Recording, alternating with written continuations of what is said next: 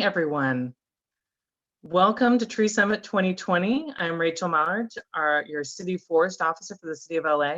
We're so excited to have you here with us this morning, celebrating our accomplishments of the past year and utilizing experts to help us frame and continue our conversations on topics we'll be addressing in the year ahead. As we give people some time to join us this morning, we're going to start off with a quick poll. We're going to go ahead and see who we have joining us today.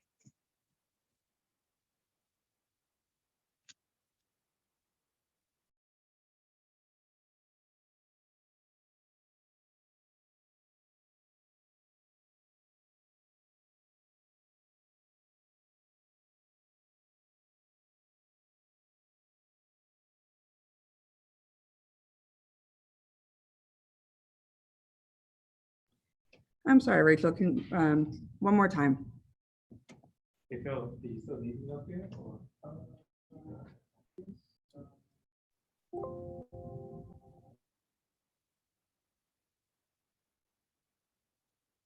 You want me to start from the beginning, Melinda, or shall we just go to the poll?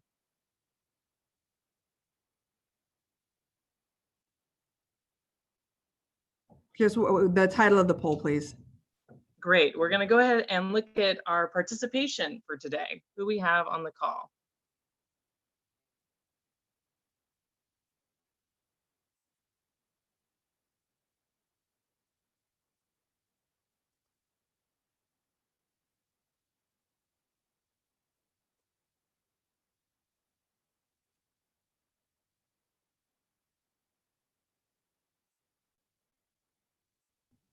Hey, this is great. I just want to let everyone know that we have over 100 people online with us already. And we'll be sharing these poll results with you.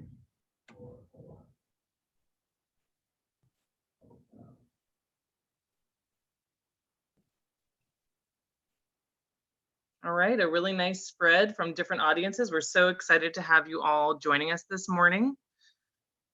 So as we look forward, we know that we must plan for our urban forest, and our efforts are only going to be successful if we take time to utilize data and research, engage with experts, collaborate across departments and organizations, and of course, engage and hear from our stakeholders and residents. Urban forests are largely man-made and need our human intervention to grow and expand. Yet they're an imperative tool for our urban landscape to protect and enhance quality of life for our residents, particularly in addressing impacts of climate change. And we're really fortunate here in the city to have great leaders in our mayor and on our city council, as well as in our departments who recognize the need to invest in the urban forest. In planning today's summit, I worked with the Cross-Departmental Trees Committee that we received feedback from the LA Center for Urban Natural Resource Sustainability, and with tremendous support from Tim Tyson and the Streets LA team. We developed two goals for today. One, to celebrate our successes and update you on the progress from the past year. And two, continue to educate ourselves for the work to come. The topics we're going to address today are not meant to be considered exhaustive of the work that we're going to be undertaking, nor is this going to be our final conversation. I really see this today as continuing the conversation started at last year's Tree Summit. A few housekeeping items. As many of us have gotten more familiar with using Zoom and other online platforms, I just want to point out a few things as we get started. First, this is a Zoom webinar, not a Zoom call. So in order to accommodate our large audience, you're going to be seeing the faces and hearing the voices of our panelists today.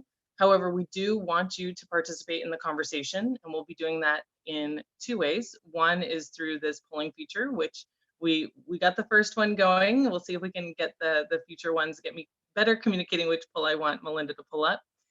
And then secondly, we'll be using the Q&A feature. So for each of our tree experts that we have joining us today, we've set aside time for question and answer.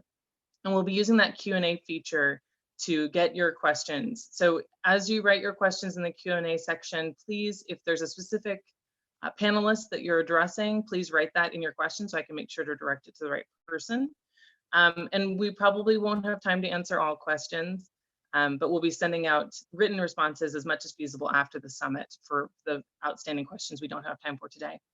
And now we have a message for you all from Mayor Garcetti.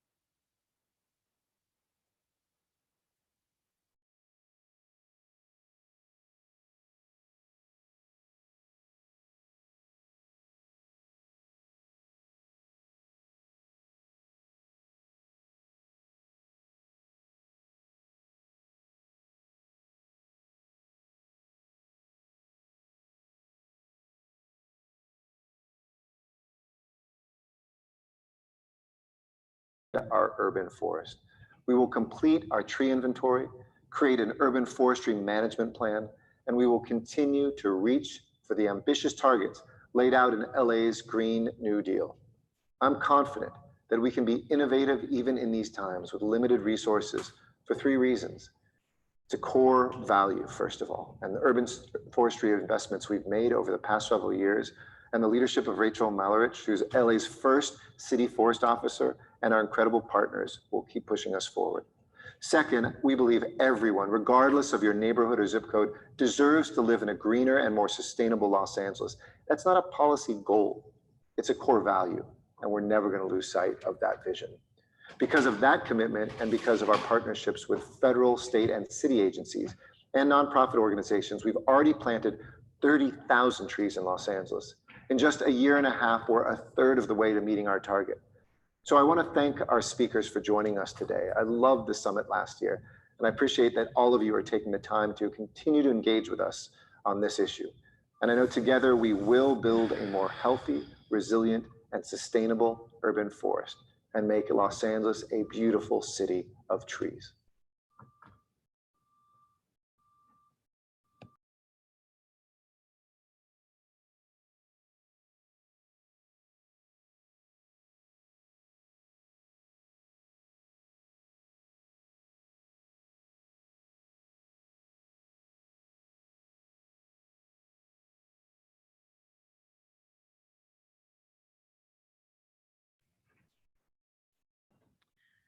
Rachel, are you frozen on your screen?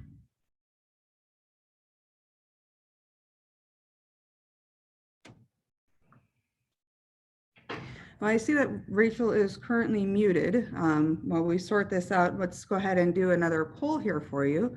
My name is Melinda Geyer, by the way. I'm behind the screens here.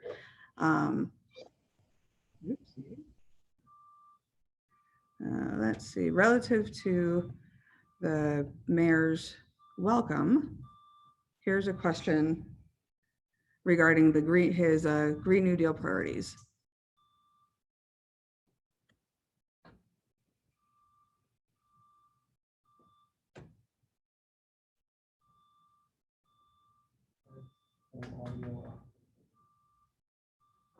What is that?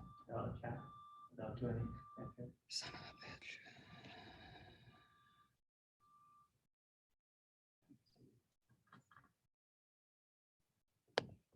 It's not open. All right. That ends the polling there. It looks like a majority of people are interested in canopy increase with the urban forest management plan, a very close second. And I understand that Rachel had to restart, so she will be rejoining us shortly.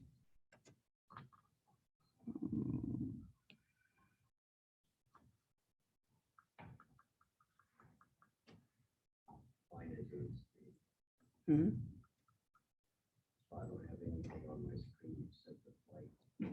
You're not seeing that?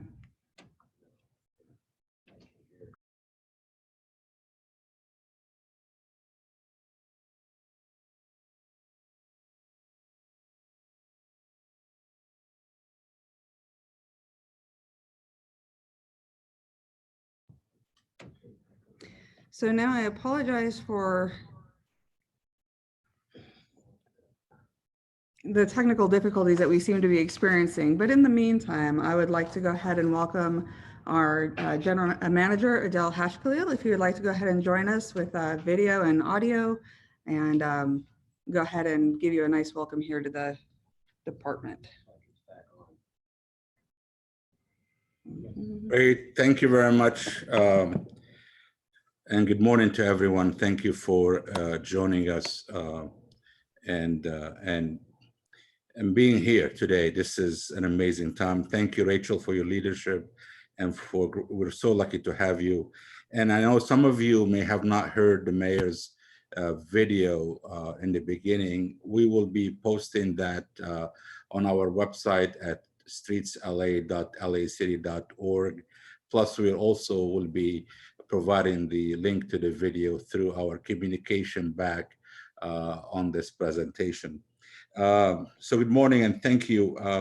My name is Adel Hash Khalil. I'm the General Manager of Streets LA. I'm proud to represent the over 1,400 employees in Streets LA working hard day and night, enhancing the quality of life for everyone and making the streets safe, mobile, and sustainable. A year ago, during Arbor Day, we had our first tree summit. And that tree summit started a partnership with you, our community partners, environmental advocates, and sister agencies to expand, enhance, and protect our urban forest. I'm proud to say that together we have moved forward to commit behind the mayor's vision and a goal to double our tree canopy and to plant 90,000 trees, as you heard the mayor talk about today. Our urban forestry staff, under leadership of Greg Spots, Tim Tyson, Hector Benuelos, and many, many others, are now the stewards and the protectors of our urban forest. They are really asking the questions as to why do we need to remove a tree and how we can protect that tree. We're looking for ways to plant more trees and be engaged in growing our urban forest. Less trees are being removed to allow for sidewalk repairs. New alternatives are being developed and implemented to save more trees. And you'll see some examples today. More trees are being planted on waters. The tree inventory that you have demanded from us last year is underway, thanks to the funding from the mayor and city council to get that going. And thanks for the leadership of our Streets LA team, Greg Spots, especially in his leadership. You demanded us to have a tree inventory. It's underway and being done neighborhood by neighborhood, neighborhood council by neighborhood council, and those things are moving forward. Our urban cooling efforts have trees now as a critical component in our project. It's no longer a cool pavement. We have trees now providing the shade, and that's the integrated solutions that we're looking for. Under the leadership of the mayor, we are committed to growing our tree and our urban forest and to put in place long-term strategies to improve the health of our urban forest. I'm excited about the direction and momentum and where we're heading. You know, it's really, this is personal to me. I'm so passionate about sustainability. I'm so passionate about making our city a better place to live for our children and grandchildren. And we need to do it. And trees are a critical component of the health of our city. I'm so passionate about the fight against climate change. And we need to work on it. As our mayor said, we need to be on it every single day. Trees are essential to that. Streets LA's mission is to enhance the quality of life for all, for everyone. Trees are a big part of the quality of life. Commuters should be able to travel, ride transit comfortably and easily. And that means being able to wait for a bus under a tree and under shade. Our older residents should be able to travel and walk comfortably along a tree-lined sidewalk to the senior center, to the grocery store, to their grandchildren's school. But also we want to have kids be able to bike safely from their home to the school and back to the park under a canopy of trees. Also, we want to make sure beach goers go to the beach and don't get sick. And the question is, why am I talking about that? It's not, we're talking about trees. One of the goals I have, and one of the goals we all have, is to make sure that we continue to advocate for trees as a stormwater BMP. Trees capture water. Trees protect us. Trees reduce the speed of the flow of water, but also clean up water. So that's an area that we should continue to advocate for, continue to work on. You know, trees are an important part of greening our streets, capturing water and stormwater, and that's something that we need to continue doing. In addition to cleaning the air that we breathe, in addition to providing the shade over us. So trees are our friend, and we need to continue working hard to expand the tree canopy, expand our urban forest and protect it. But these are unusual times right now we're facing. We were moving in the right direction, had a right speed, funding was available. We're spending money on adding crews. We're spending money on our tree inventory, and those things are still underway. However, now we're dealing with the COVID pandemic, and you heard the mayor. The mayor talked about we are in new normal. We're challenged with funding and priorities, but we need to continue working forward on this area. The mayor has declared a fiscal emergency and to the city because of the pandemic. The pandemic has upended all our revenues. We have very bleak revenue projections, but we're hoping this is short term, but we need to be fiscally responsible. And you heard the mayor that we need to balance between our fiscal responsibility and continuing to provide services.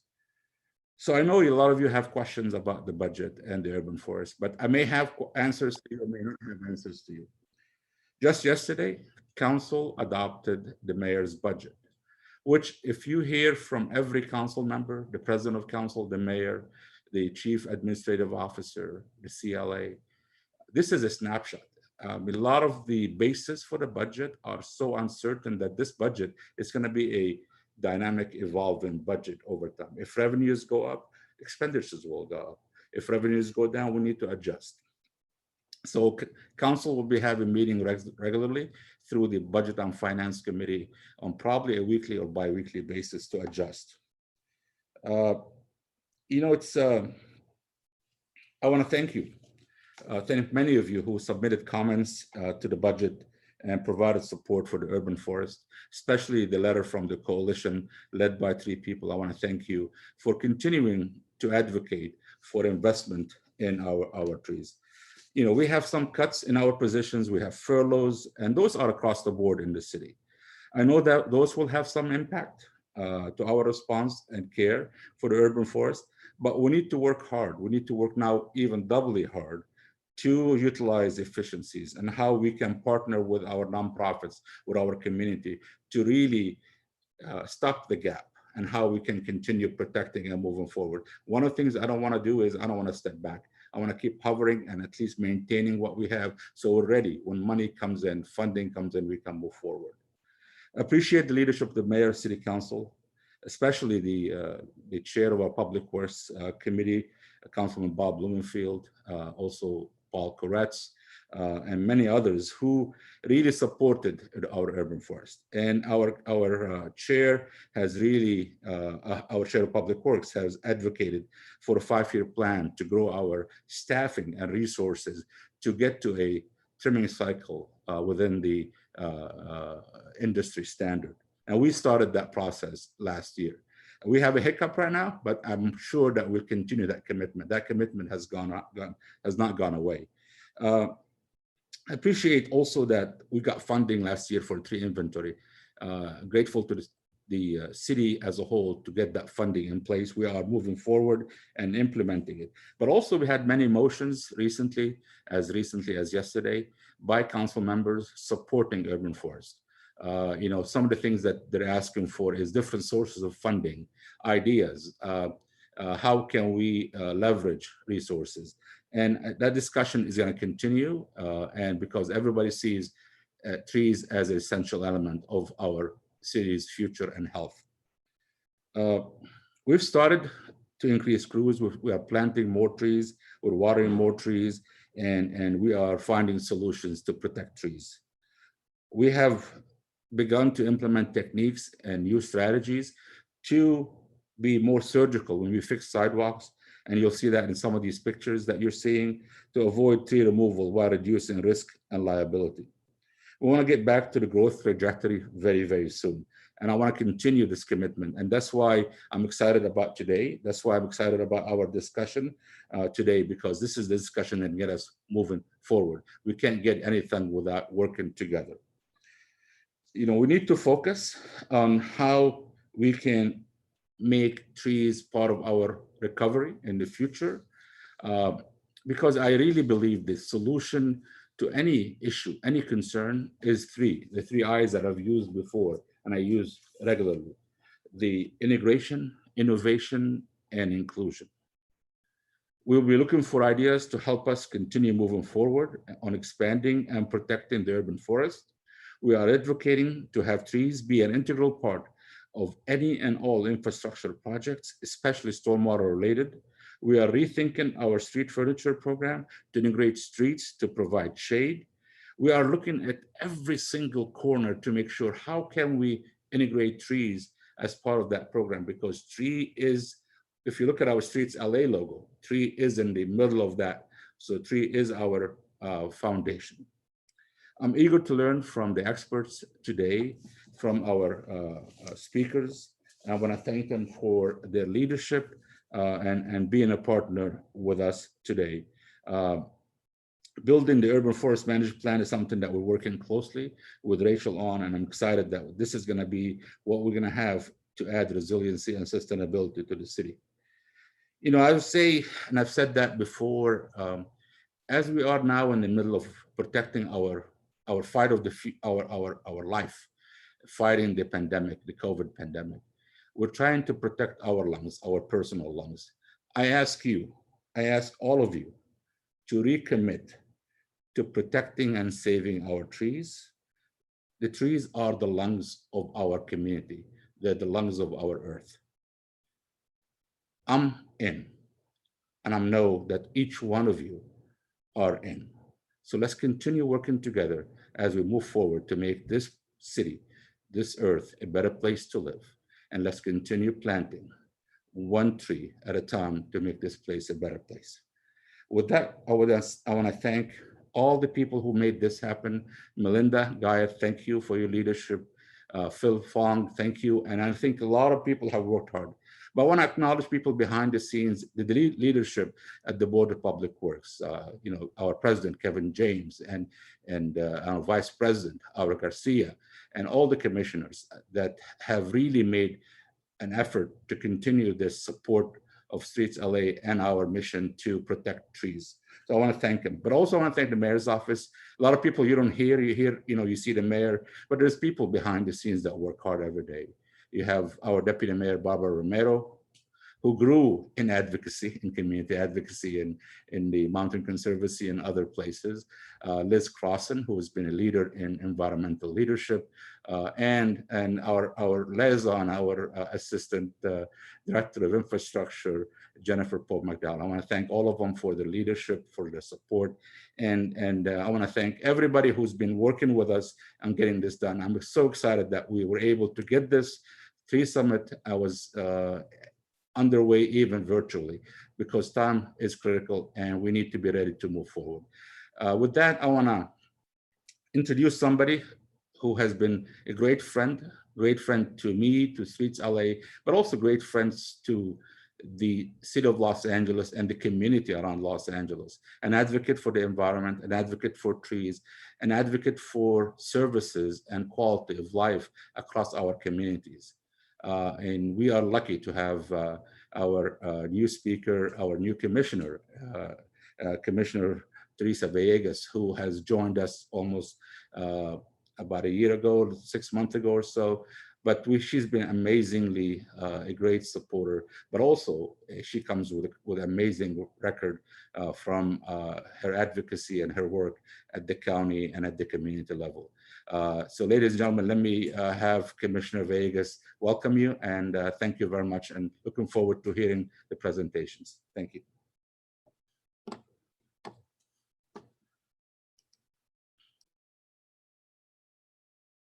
Good morning, everyone. Hi.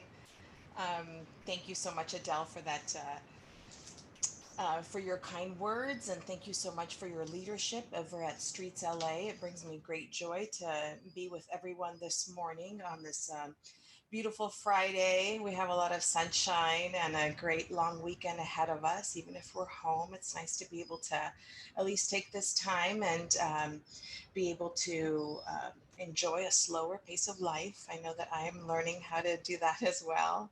Always go, go, go. But sometimes, life just throws curveballs at all of us. And I also want to thank, Rachel and her team and the leadership of Streets LA for putting this together. Life is still happening even as this pandemic is occurring. And the fact that we can still get this going and talk about the importance that trees provide and have so many people represented on this call today, it says a lot. It says a lot. So I'm really glad to be a part of it. Thank you very much. As our fearless leader Adele said, my name is Teresa Villegas and I sit on the Board of Public Works for the City of Los Angeles. I've been there, I think, almost 9 months now, close to a year. I am proud of the work that I have been doing in this position. We oversee many infrastructure projects, and with Public Works, and this is our Public Works Week.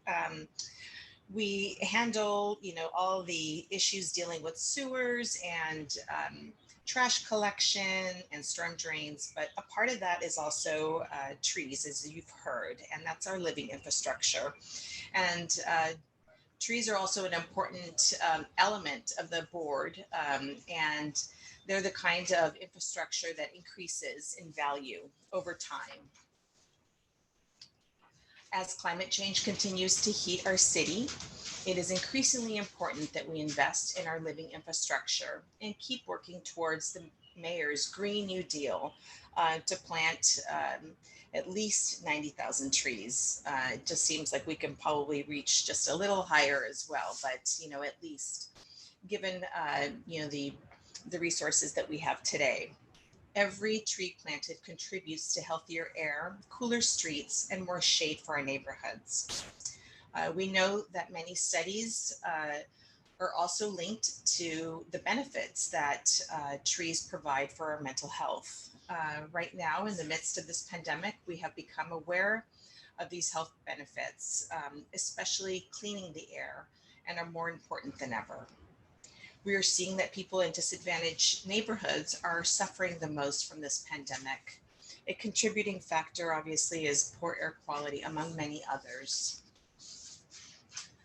And we know that neighborhoods are often, these neighborhoods are often the ones with the least amount of trees. And that's why the city has prioritized planting more trees in disadvantaged communities. And we will hear more about about that later today. For big cities like Los Angeles with such large populations, trees improve the quality of life for all Angelinos. We know that the COVID-19 pandemic will require fiscal belt tightening, as you've heard from our leader Adele. But we're going to strive for innovation, and we're going to try to do other ideas that will still be able to create and sustain an urban forest that is still healthy and growing. And because a healthy and equitable distributed urban forest is a core value, as you heard from in the city of Los Angeles, we're still committed to increasing our tree canopy. Today we are brought together by tree specialists as well as experts from outside to delve into these issues. Dr. Tom Smiley from the Bartlett Tree Research Laboratory, Ms. Miranda Hutton from the USDA Forest Service, and Dr. Matt Ritter, Professor of Biology Department at San Luis Obispo from Cal Poly. They will all be joining us today. So let's talk about trees, and I won't take up more of your time. And I will turn the virtual podium over to Dr. Smiley, who will discuss the importance of our sidewalks and trees. Thank you for joining us.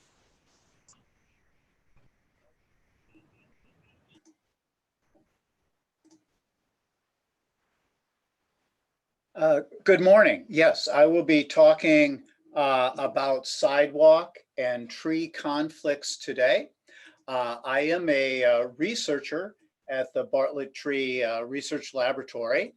And some of the research that I have been conducting may relate to your situation. So thank you, Tim, Rachel, and Melinda for inviting me. And I will go ahead and get started then. First off, why do roots damage sidewalks? Well, roots will grow wherever there is moisture, oxygen, where the soil density is low enough to allow growth, and where there are nutrients. So often we get a small root started and it will take advantage of the situation. So we can have some decent environments under sidewalks, especially because of water condensation. You've probably all seen this with a child's pool or something else you've left out on the lawn. You come out to move it and the bottom is all wet. Well, the same thing will happen under concrete, where we'll get a layer of condensation. And again, roots will then go for that water.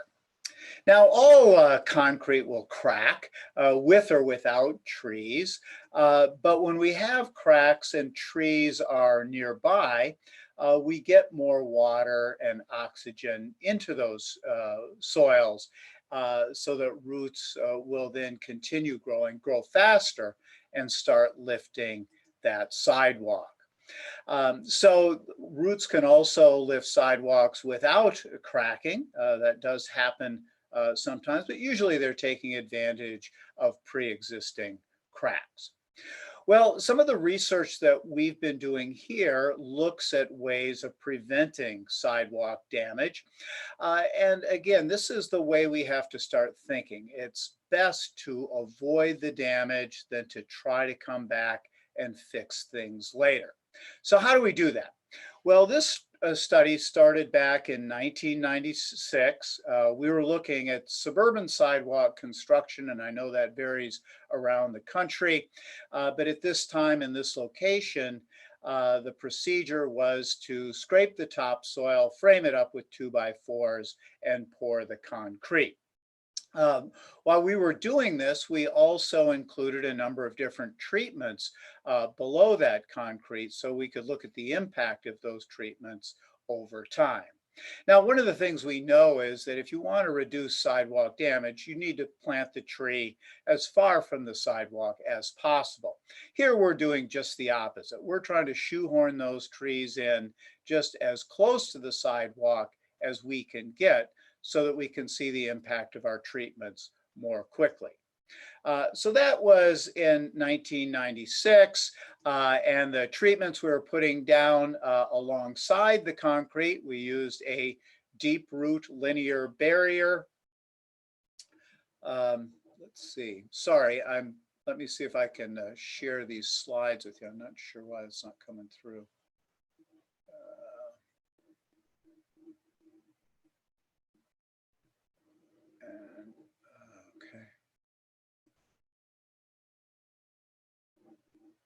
Okay, there we go. Sorry about that.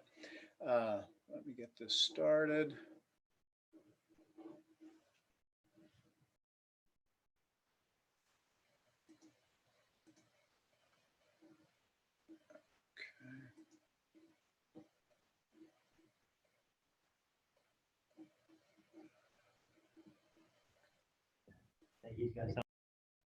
Okay, yeah, I should have it here.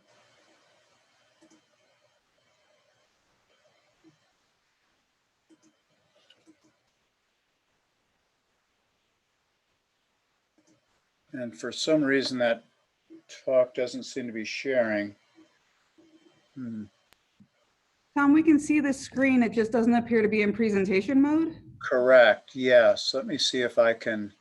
So it's on the screen, but it's a little. If for some reason it's not working, maybe you could manually click the screen that you're on. Yes. Or try double clicking on the main center. Hit F5. F5 doesn't work on mine. F5 is to run the slideshow. Do you want to try hitting F5? Does that work on your system? Yeah, I'm trying it and it doesn't seem to be going. Sorry, let me start this over and see if I can, if that would do it. No, no problem. And I just want to say you're doing a great job, and I just want to thank our audience for joining us and for their forbearance as we're kind of navigating these technical issues. We seem to be having some internet connectivity challenges this morning, so thanks for sticking with us. You guys are the best, and this will be continuing shortly. Okay.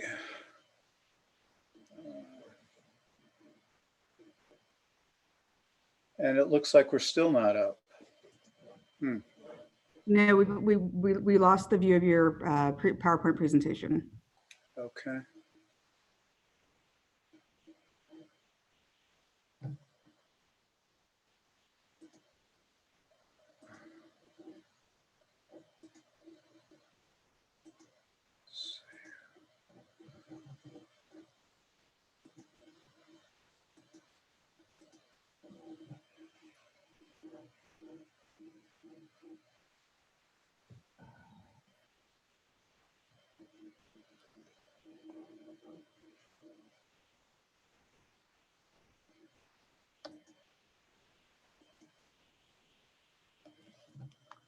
Okay, I'm going to try.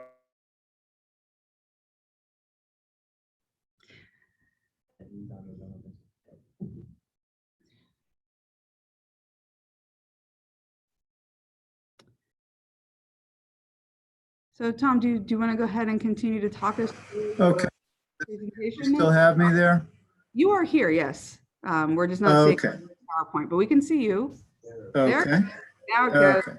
Now we're cooking with gas. Go ahead. Okay, sorry about that delay here. Okay, so we were still not moving.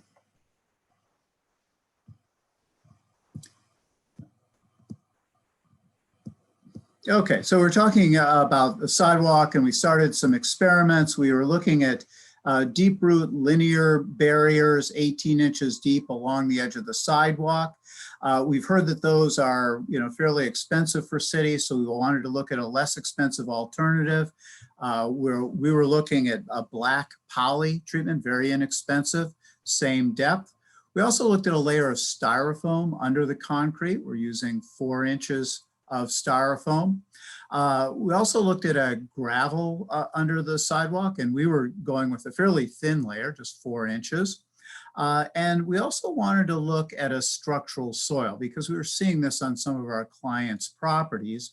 So structural soils, if you're not familiar with them, are a mixture of soil and gravel, 80% gravel, 20% soil, and they promote root growth. So we wanted to give those a try. And then we had a non-treated control, just the concrete on top of the soil. We then grew those trees.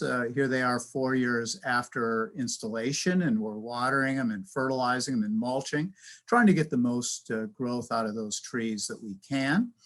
And here we are at 10 years. And at this point, we're starting to get some cracking and lifting of the sidewalk. So we decided it was time to take out the sidewalk. So we very carefully lifted it off of our tree and hauled it away. And then we excavated underneath the pavement. We started with air, but that wasn't powerful enough. So we switched over to high pressure water. Here we're doing it with a fire hose, but we also used higher pressure water in the form of a pressure washer. And we went down about 8 inches. And what I'm going to show you next are a series of photographs under the pavement. So the first one is right after the pavement was removed. And then the next one is typically air excavation and then the hydro excavation results. So the first one is a control. We lifted the sidewalk. You can see the roots are right there underneath the bottom of the concrete. And we had a lot of lifting and cracking with that treatment. Excavating down, air excavation, and then the hydro excavation, you could see roots well below the bottom of the sidewalk. And again, we're going down about 8 inches. The gravel soil mix, here you can see very little of the roots, but actually it's just one layer of rock down below the bottom of the concrete. So the roots were pushing up on the rocks, which were again pushing on the concrete and lifting it off. This was probably our worst treatment, and you'll see why as you look at these tree root diameters. So the background picture is the gravel soil mix, and the foreground is the control. You can see fewer but larger diameter roots in that gravel soil mix. The black poly treatment, here we are. Again, it's black poly installed vertically, 18 inches deep, and it worked pretty well. The roots could not penetrate that black poly underground. But there were some issues with it. 3 of the 5 trees in our experiment had roots growing over the top of the root barrier. And if I have time, I'll come back to this later in the presentation in a little more detail. We also tried the deep root barrier. This is a thick plastic barrier that snaps together.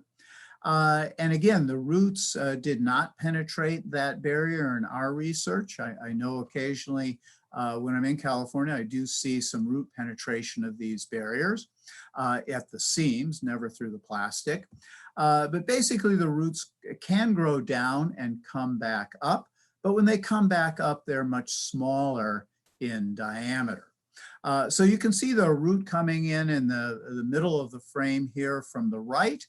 And that is from a control tree, but above us is the deep root barrier, and we're seeing a few roots coming up from below, but none are very large. We also used a 4-inch layer of styrofoam to push the roots deeper, and they grew deeper. They're still fairly large there, and as they enlarged, they pushed up on that styrofoam and they crushed the styrofoam, but they never got close enough to the concrete to lift the concrete. So we're going to gain maybe 10 or 20 years of sidewalk longevity by pushing those roots 4 inches deeper. So you can see, again, the roots under the styrofoam tended to be smaller and deeper. That again was a very good treatment for us. The styrofoam roots in the foreground and a control in the background. The washed gravel worked fairly well in addition. So the roots grew maybe halfway across, and then they changed to a sinker root configuration, basically growing straight down, then going across the sidewalk. So again, that was one of our best treatments as well, fewer, deeper roots. So overall, our best treatments were gravel. That's in our area, it's number 57 stone washed gravel. The styrofoam worked just as well as the gravel, and the deep root barriers worked a different way, but also work very well with no significant lifting or cracking with any of those 3 products. So that may lead you to the question, which root barriers are the best, or are they all the same? So this led us to another trial where we wanted to compare all the products that were on the market at that time. So we came up with these 5. A deep root barrier that we tried before. At that time of this experiment, treating things with copper hydroxide paint, a product called Spin Out, was very popular. So the Deep Root company treated their product with that Spin Out copper. We also tried Typar, a geotextile fabric, a fairly thick one in this case. And they treated the Typar with the Spin Out copper as well. And then there is an older product called Bio Barrier, and we'll get to the details of that in just a minute. And we left a non-treated control section. So in this case, we're putting down willow oak trees that grow very quickly in our area, 60 trees. And we put the barriers on both sides of these trees and looked at root growth on both sides independently of the other side. So here's the deep root barrier. On the right, it's coated with the copper material. On the left, it's the standard panels. Again, we're using 18-inch deep barrier. The bio barrier was our next product. This is a non-woven polypropylene geotextile with the trifluralin impregnated in the black beads that you can see here. And that herbicide is non-systemic, but will kill root tips as they approach the herbicide. The geotextile fabric, again, a polypropylene fabric. It was either treated with copper or not. Here is the non-treated. This one's a fairly thick geotextile. It comes in a lot of different weights depending on the job that we wanted it to do. So we dug up half of the experiment after 2 years and the other half of the experiment after 7 years and looked at the roots that were at this barrier line. So in the 0 to 6 inch depth at the top of the graph, we had a lot of control roots, but very few roots from any of the treatments. But the roots were growing underneath the root barriers with particular vigor in the deep root treatment. I said that to the manufacturer of this product, and they responded as good salespeople will. They said, "That's great. We love to see those roots growing underneath the barrier." And that is indeed what their barrier is designed to do, is to promote roots growing underneath. And that probably has some long-term stability benefits. We had some root growth underneath with the other barriers at 2 years, but not as much. The next digging was 7 years after we installed. And at this point, we did have some roots coming back up to the surface, especially with the deep root. And that was maybe foreseen with that under barrier treatment at 2 years. And a few roots growing, but in a different way with the bio barrier and one of the copper impregnated fabric treatments. But overall, far, far fewer roots underneath where the pavement would be with any of the root barriers.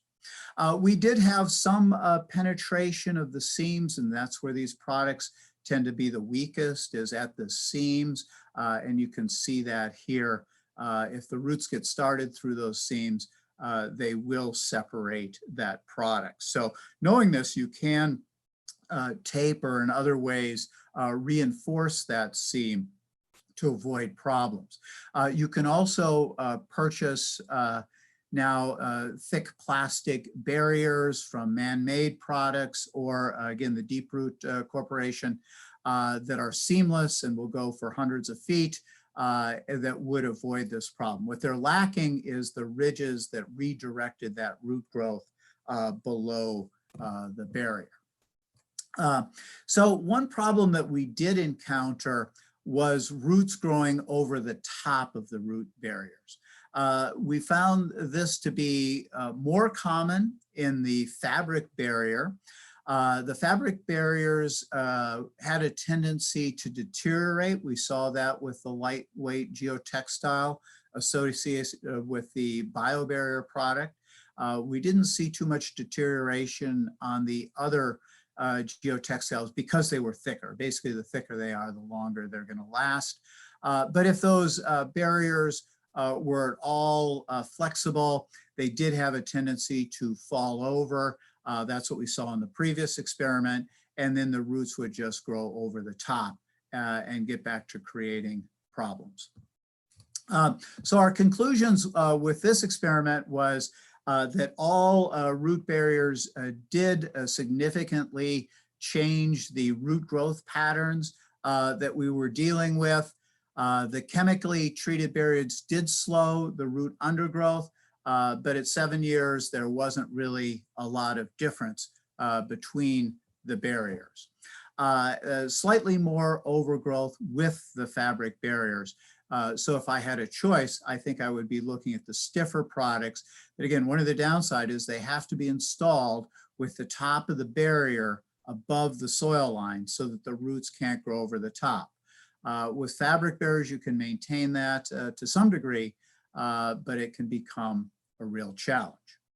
Okay, so can these treatments be combined? Well, we have another experiment installed to look at that, and we're continuing to monitor that experiment. We don't have the results in, but I wanted to share with you some recommendations from others, and this one is Rob Burke, who is an engineer, and he's working with a pavement company, a paver company. And basically with his design, he is combining the best of everything that we saw. So basically you're digging out where the base product would be, you're laying down a geotextile fabric, filling that with the washed stone, which can also be used for stormwater purposes, of course. We're going to have some storage and percolation from that.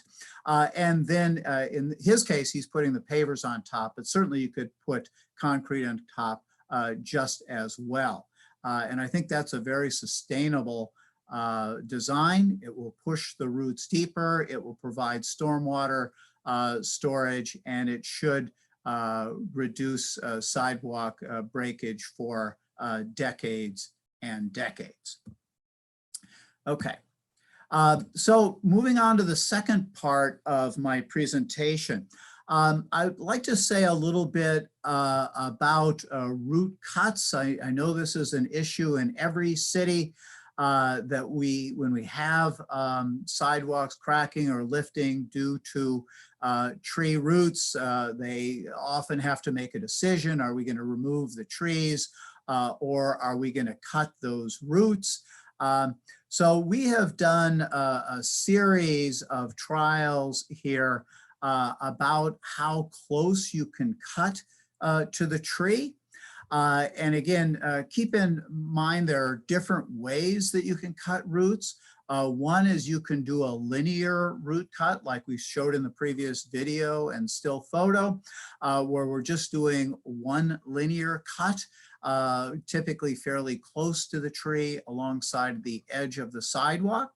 But we do have another option, and that is cutting individual roots, often back further and taking those individual roots out. So we wanted to look at both of these cut types. And we know that there are two factors that we need to look at. First is tree health. Are the trees likely to die if we cut their roots at certain distances from the trunk? That is not a question that we were trying to answer in our experiments. We were looking at the second question, and that is with tree stability. Is the tree likely to fail after the root cut is the question that we were trying to answer.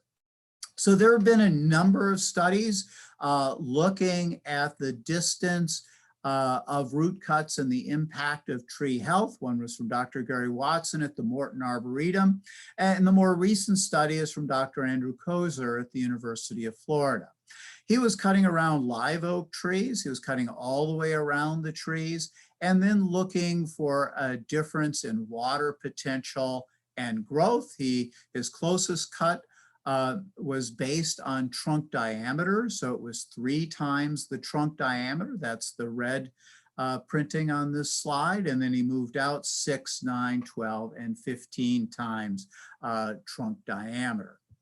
And what he found was that even at 15 times trunk diameter, a number that's totally impractical in most urban situations, that he found impacts on the moisture being taken up by the trees. Sort of the good news is that he didn't find growth impacts until he was quite a bit closer to the trunk, where he was starting to find them at 9 times. And again, a number that's not very practical in most urban situations. But then they started to get much more severe as he got closer to the trunk, being most severe at his last treatment location, which was 3 times the DBH. Well, going back to our research, the way we were looking at this is we were taking our trees and cutting them on one side with linear cuts, and again, based on diameters. So we were using a stump grinder, and we would cut a line across at each of the different distances, starting at 5 times the trunk diameter and moving right up to the trunk. And at this point, we had to turn the stump grinder around to shave those trees off. And this is what we do see in many municipalities when they are trying to protect the sidewalk. Well, we tested these trees both before and after cutting at each of the lines with a simple pull test. So we have a dynamometer and we have a winch system. We're pulling on those trees and measuring the force that it takes to reach an inclination of 1 degree, which we, in another experiment, correlated with the pull to failure. So here's what we found on smaller trees, in this case, willow oak trees. We started finding significant differences when we were within 3 times the DBH. So if we were 2, 1, or at the trunk. And obviously, as closer you get to the trunk, the more stability is lost. We repeated this on a number of different species. Red maple was the next one. We did small red maples and we did very large red maples. And here a similar story, but the numbers were a little bit different. Here we didn't really have much impact at 2 times DBH. It wasn't until we were within 2 times DBH, notably at 1 time DBH or at the trunk, that we started getting these significant differences in tree stability. And our last species that we tested was Virginia pine. And this one, again, we noticed differences in stability within 3 times, but it wasn't until we were basically right at the trunk that we started to get significant differences in the stability of those trees. We relate this to the different root system configurations that exist in nature. They present 3 different types of configurations. One they call a deep or heart root system, where we have both lateral roots and more deeply growing oblique roots. The second is a horizontal or plate root system, composed mostly of lateral roots without those oblique roots below the trunk. And finally, the taproot system, where we have some lateral roots growing, but we also have a significant taproot. And if you correlate the root system that we're dealing with the pull test, I think you'll find a good correlation there. The weakest of these being that lateral root system B in this figure. Those are much more susceptible to damage, and the taproot, as we saw in the pine, least susceptible to the root cutting damage. So our summary here with the one-sided linear cuts is we know that it's best to keep all cuts outside the drip line. We'd like to do that if practical, but we know that that is not practical in many urban situations. We think the 5 times limit is a pretty safe and sustainable limit for many species. Again, there are species differences here. Once we get to 3 times dBH, we're getting into a zone where we have the ability to affect that stability on an immediate basis. When we're down to 1 or 1.5 times dBH, this is the point where if we have targets, we're going to have to start considering removal. We're doing severe damage to that root system with most species. And again, this was for fairly young, non-decayed root systems without leans, and we would have to take all those factors into account. Our second set of experiments was looking at individual root cuts. Here we exposed all the major buttress roots on the tree and then severed those roots one at a time, taking out a section of the root, so we made sure there was no connection between the roots and the trunk until we were 50% of the way around the tree. This was one of the final products, and the colors are related to different post-cutting treatments. This is a graph of some of our large willow oaks that we looked at. It had a very good correlation, and I wanted to point out one area in this graph. That is this column of data. This is all related to one root being cut. At the low end of this, you'll see this point, and that is telling us that we only had about a 5% impact on stability. But the other end here is up here near 25. So one root cut, and we've reduced the stability of that tree by about 25%. And you can see, again, a fairly straight line that when we're out into 90% of the roots cut, I'm sorry, 50% of the root, sorry, I had it right the first time, 90% of the roots cut, and we're at 50% or more stability loss. So with the individual root cuts, the results highly variable. We can go from 5 to 25% stability loss with one root being cut.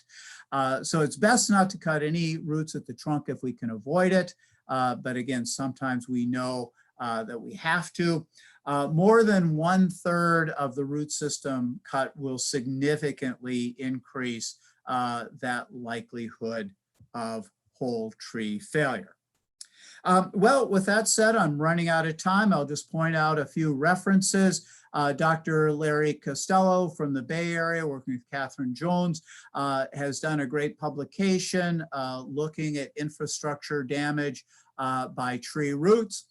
We do have standards and best management practice for dealing with tree roots, both available through the ISA and the Tree Care Industry Association.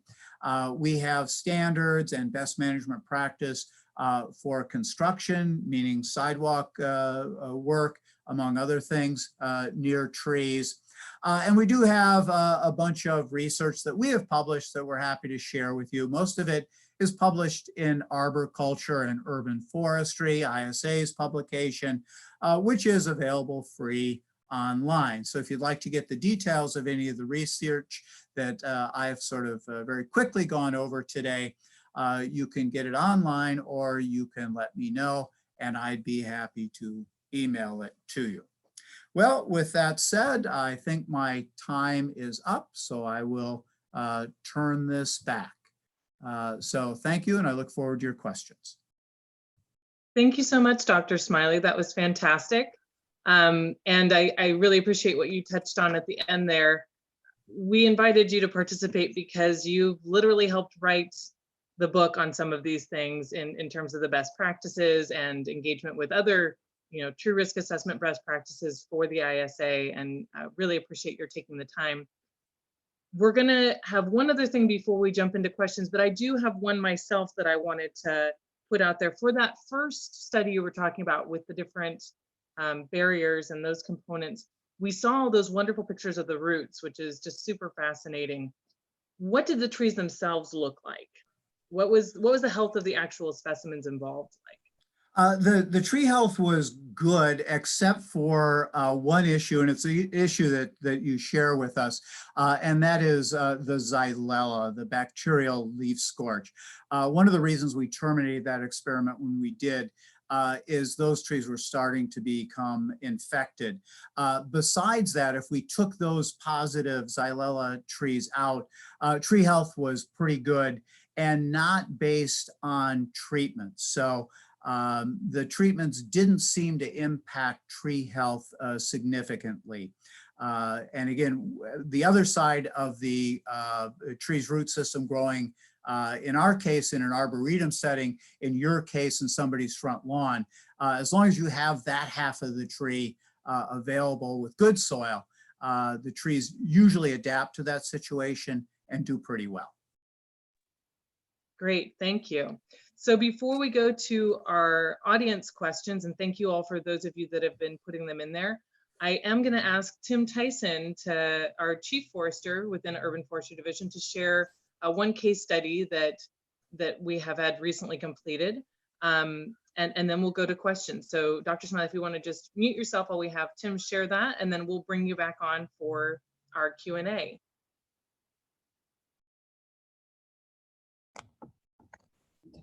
Share screen. You can talk so people can hear that you're doing this. Okay. It's double click.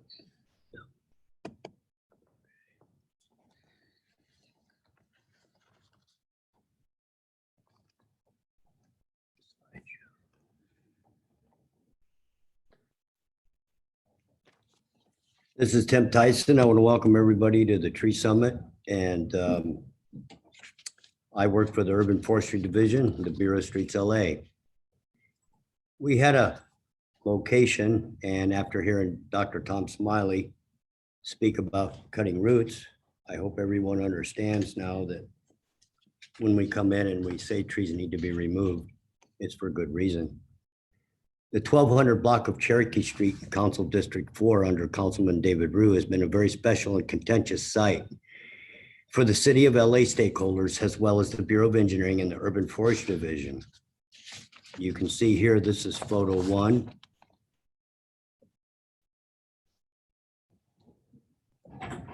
This is photo 1 of the trees prior to the project starting. These are some pictures of the sidewalks, and you can see the sidewalks actually missing on this one tree, and the upheaving of the sidewalks and the trees. And you can see on this one how the large roots in the actual parkway are massive, and the sidewalks aren't lifted up that high on the side of the sidewalk, but the roots in the parkway are quite healthy.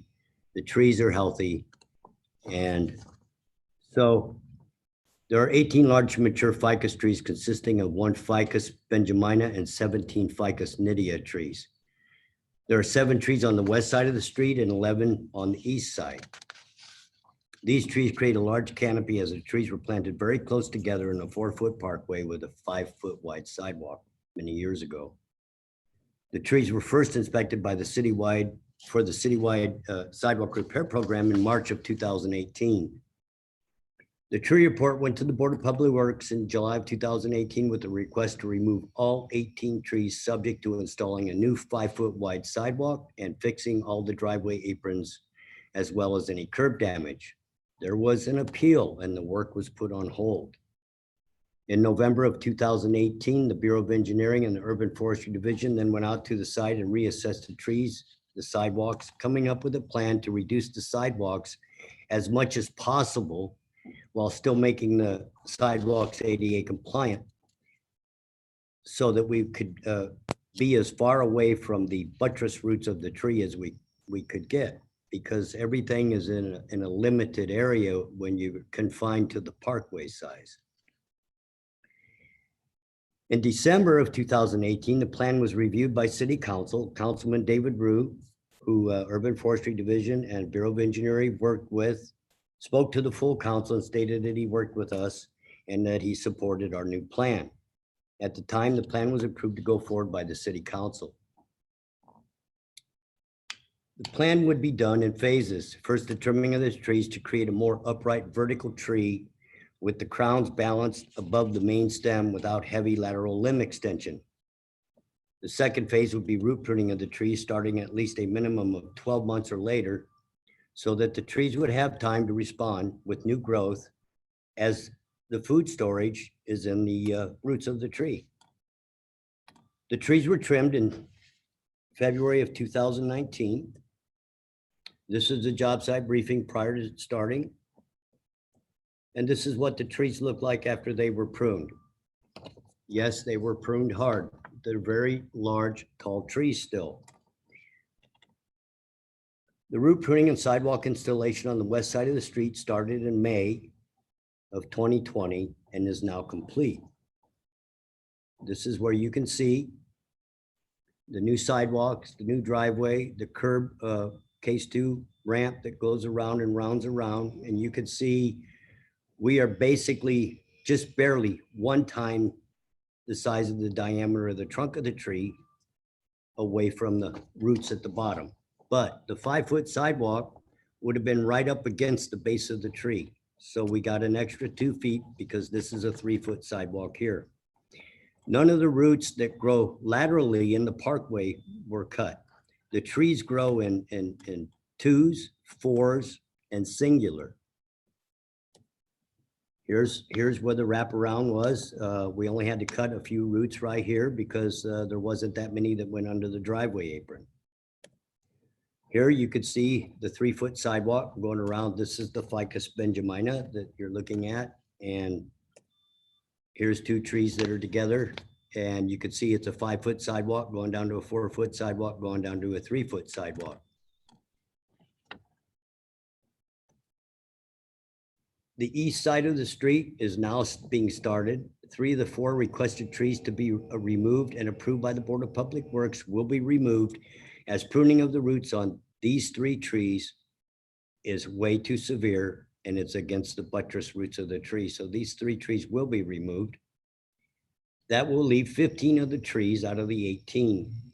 The replacement trees will be 6 Aphrocarpus falcatus trees. And half of the block has trees and the other half has no trees. So these trees will be moved down to the other end of the block, and we will fill in the other spaces as well. The Aphrocarpus falcatus are an evergreen tree and they grow to nice mature size and provide shade year round. This is a photo of now the trees 15 months later after they've grown back. You can see that the crowns are filling in the bottom of the tree where they had no growth before, as the branches were lateral and they went all the way over to the roofs of the homes on the left side of the screen, as well as on the right side of the screen. Now, we're going to go back in and we're going to trim the trees down even lower, but I wanted to wait until we had successful regrowth to trim too, so the trees will have green wherever we make the cuts. But we need to lessen the severity of the risk from wind and rain, as Dr. Smiley was telling you. But these ficus trees are one of the most resilient trees the city has as far as what can be done with them. Any other species of tree, I would stand up and say, no, we can't do this. But we are going to try with this set of trees. And going into the future, these trees are going to need to be monitored on a regular basis by the city, and they will need to be trimmed on a regular basis by the city. And if at any time there is any upheaving or cracking in the soil, the tree will require removal. But we're doing everything we can to try to retain trees. If we were saving trees, they would be preserved. A preserved tree, you really don't touch it at all. That's why it's called preservation. We're retaining these and we're trying to do that. But we need to be very careful. We need to be smart, and we need to be inspecting these trees on a regular basis. And we will be trimming them down a little smaller in size. However, they're still mature, fairly large trees. So with that, my presentation's over and I will turn it back over to Rachel.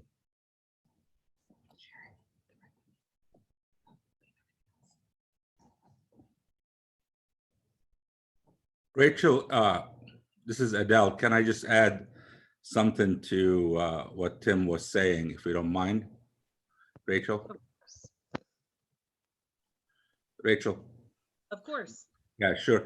I want to say thank you to Tim. And I think to me, that happened when I joined the Streets LA and the mayor appointed me, and that was the first conflict. But I want to make sure that also I want to stress how the Board of Public Works and Commissioner and President Kevin James himself actually went to the site to really work with the community, the council office, our staff, to figure out how we can make it work. Actually, what came out of this is an action, a motion by the board directing us to start thinking differently of how to protect trees and preserve trees. The question is, what I think we're all dealing with is how we can make the streets safe, but preserve the trees as much as possible. And I know we're doing that, but I want to just acknowledge that it was very critical that the leadership at the Board of Public Works really asserted how important it is to preserve trees. And actually the board actually went out to the site and actually looked at it, supported us, was part of discussions and meetings of how to make it work. We're glad that we're able to save these trees. I mean, that's something that now the board is asking the questions, and policy has established in place to find alternatives, not to do it. But it all cannot be done just by leadership and policy. It's by actions and working together, which I appreciate that the board gave us the ability to go out and do that. But I'm also appreciative to Tim and his team for willing to think outside the box and start really working hard. So when I asked the question, when Kevin James asked the question about saving the trees, we were able to go out and find solutions. And it's always finding solutions to work. And this is not the only place. It's across the city. We have done more. So thank you to Tim and his work, but I also want to acknowledge the board and the president, Kevin James, for his work. Thank you. Agreed. And I think that the information we heard from Dr. Smiley is that these decisions, there's a lot of components involved, and definitely no one within the city wants to see trees removed. And it's complex, and we appreciate the leadership of the board and then the flexibility of Streets LA to continue to look at these and offer recommendations for how we look at these sites where the trees are so important to the community members, and find ways. The conversations happening at the board level on a weekly basis as we look at removals of trees is really this dialogue between our urban forestry experts and urban forestry division and our board members who are providing that guidance and instruction when it comes to looking at protecting trees whenever possible. It's so important that we are very careful and also that we continue to be advised by science as we're doing this morning. So thank you for that, Adele, and thank you, Tim, for providing that update on the Cherokee project. And I understand that it's going to be an ongoing situation where we have to really monitor those trees and make sure that they stay healthy. And I want to just offer a little translation for Dr. Smiley talked about high-level targets in urban forestry. That means we're talking about private property and the public. Right. So if a tree had its root pruned in the middle of the Morton Arboretum where they were doing that study and fell over, there aren't going to be as many high level targets. There aren't going to be people parking their cars underneath or walking there on a daily basis. And that's really the challenge for urban forestry, is looking at that balance of those high level targets, the people and private property that we want to make sure are protected, while we also have the benefits provided by trees. So I'm going to go ahead and Dr. Smiley, if you want to unmute yourself, we're going to take a few minutes of Q&A. I have a question from David Dahlke around whether or not can Dr. Smiley's presentation be shared, as well as our future presenters. And my assumption, based on the conversations we've had leading up to today, is yes, absolutely. So this webinar is being recorded, so you'll have access at least in that form, but we'll talk with our presenters about having access to their PowerPoint. And then I'm going to go to a question, and within the Q&A section, I know that Martin Schlager has already indicated this in the comments, but if there's a question you particularly want to hear an answer to, please like it and help boost it up so we see that more than one person is interested in the answer to the question. So from Jeff Palmer, I have, what are your thoughts on the impacts of semi-impermeable tree wall covering materials, such as decomposed granite, on the root oxygen exchange, especially in an otherwise very impermeable urban street setting? So that's a question for Dr. Smiley. Yes, so with soil coverings, we like the more permeable. In general, the more permeable, the better. We'd like to see mulch. Mulch is great, organic mulch. Wood chips that your department produces every day is a terrific mulch material. Okay, if we can't do that for some reason, then the lighter the material, the better. Gravel is better than compacted soil. But there are certainly issues with gravel, and they are namely heat reflectance and transmission of heat into the soil. Is that better than bare soil? In many cases it can be, because it will provide some shading. So again, the more permeable, the better, and you'll have a healthier tree. I am a huge fan of mulch myself. The next question we have is from Noel Johnston. What trees were planted? And I heard you mention willows, but if you can elaborate, and were they ever fertilized? What was the pH of the gravel that was used as a barrier? So our gravel was pretty neutral. It didn't leach much. So that wasn't a real issue. I know that where some experiments are run, namely at Cornell, they use limestone. We did not. We used, I think it was a basalt product, but I'm not exactly sure. But I don't think it had any impact on the pH. But at Cornell, they did find that the alkaline limestone did reduce root growth under the sidewalk. So that can be another strategy as well, putting an incompatible pH. But it's a little bit risky in that you might just end up with chlorotic trees. Oh, nutrient-wise, yes, we fertilized, we watered, we mulched, we wanted growth. So in our experiment, we went all out to get growth. Great. We have another question. Is there a list of tree species tolerances to root pruning? And I know that you obviously laid out those different root types, those different root structures, but is there an easy place for someone to be able to go and look and say, here's where trees that'll do better or worse? There are some. I think Dr. Costello's book on infrastructure damage may have that. Nelda Matheny and Jim Clark's construction book has a list. I think the Matheny and Clark book probably the most complete list, but it's something that, quite honestly, we're lacking in. And as far as root configurations go, that's a tough one too, because a lot of trees have some plasticity there, depending on the soil conditions that they're growing in. And maybe Dr. Ritter can discuss that as he goes along. He's certainly much more familiar with your local species than I am. Great. I'm looking through our questions, seeing if we can take maybe one more. Streets LA team, is there one particular one that you'd like to see us have answered here live on the session?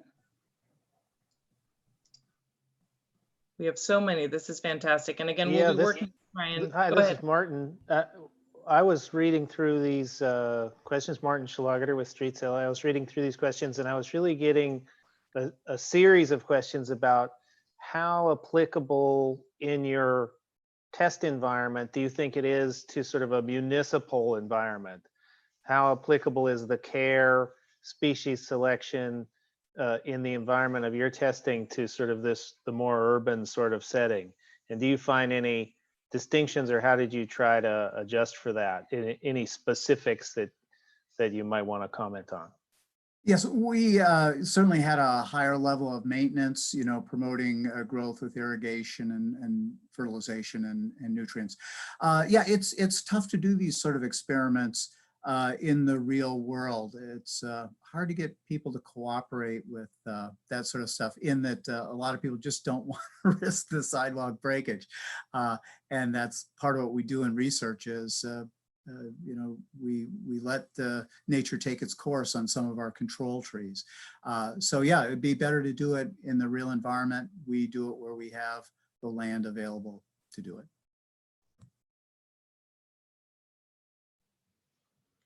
Great. And with that, I think we are going to transition.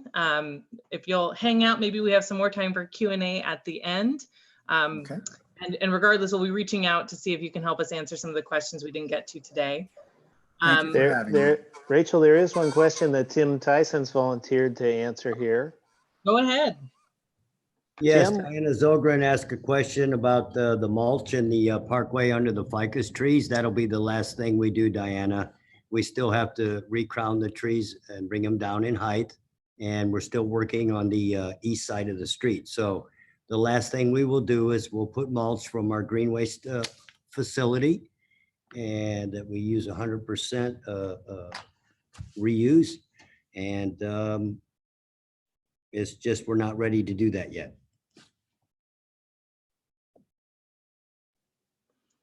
All right. Thank you, Tim. So we are going to now transition, with much thanks to Dr. Smiley for the wonderful information he shared on a couple different elements of sidewalk and tree infrastructure conflicts. We have begun a long-awaited project, our street tree inventory, and we have Greg Spots, the assistant manager and assistant director and chief sustainability officer for Streets LA, here to share with us an update on the tree inventory. Hey, everybody. Greetings from West Los Angeles. I thought we needed a little bit of music in here in this 200-person Zoom. So I thought I would play Yes We Can by the Pointer Sisters, because that's how we're feeling. And in the Urban Forestry Division right now. It's been an unbelievable year since we last convened, and so many great things have happened in the division. I want to thank Chief Forester Tim Tyson and his 4 superintendents, Hector Benuelos, Stephen Dupre, Ronald Tull, and David Miranda, who've all done a great job this year in growing the division. And also our new service coordinator, Melinda Geyer, who's helping produce this meeting and has been supporting Tim and Rachel in their efforts on tree policy. Before I get into the tree inventory, I just wanted to share with you how we're doing on our proactive tree care. When we met last year in 2019, we were in a transitional year where we were insourcing the tree trimming and dead tree removals. We were no longer contracting, and we were building up our city forces. Now we have 7 crews out in the field on most weekdays, and that can be up to 21 aerial towers trimming trees on a given day. We received an order of about 10 new towers that Chief Forester Tim Tyson configured for a lot of safety and efficiency innovations based on all his decades of experience in tree care. And I'm really delighted to tell you that we're going to exceed all 3 of our core metrics for fiscal year 1920. We set a goal of trimming 33,000 street trees with city forces. We're going to go beyond that. We set a goal of removing 2,000 standing dead trees. We're going to go beyond that. And we set a goal of planting at least 1,000 trees with our own forces, and we're already well beyond that. So I'll be excited to share those end of year statistics with you in July after the June 30th end of the fiscal year. So let me share my screen and let's talk about the tree inventory. You know, when we were getting that project started, you know, the project is very large. LA has up to or beyond 700,000 sites, trees, dead trees, stumps, and available planting locations, which would be one of the biggest tree inventories in the world. And we ended up dividing the project into 99 sub-projects, one for each neighborhood council, as a way to make this more relatable and provides a summary to each neighborhood council that they could use in helping us manage their urban forest. And so we hired the Davy Tree Company, who already was under contract with the city through Recreation and Parks, because we wanted the street trees and the park trees to be on the same cloud-based public-facing map. It didn't make any sense to have to go to one map for the street trees and a different map for the park trees. So it was really a neat thing to integrate the street and park trees together. And by having one tree management system for both, we can engage a community planting partner to plant trees in parks and in the street. And we can manage that whole project through a work order within the Davy system. So I want to invite you to explore the inventory data as it's coming in. And the way you do that is you go to our website, which is streetsla.lacity.org. And then if you scroll down, there's this tree inventory icon here. And if you click that, you wind up on our tree inventory page, which describes the project. And if you go down to here, we invite you to explore the inventory of trees on streets and in parks. If you click on this tab right here, you will end up launching the public-facing map of our trees. And let's go there now. Here we are with the Treekeeper map. It's at laparksca.treekeepersoftware.com. And as you can see, we have a metro crew of Davy arborists visiting sites south of Mulholland, and we have a valley crew visiting sites up here in Council District 2 north of Mulholland. The metro crew has already evaluated in person 40,000 sites, and the valley crew has done about 25,000 sites.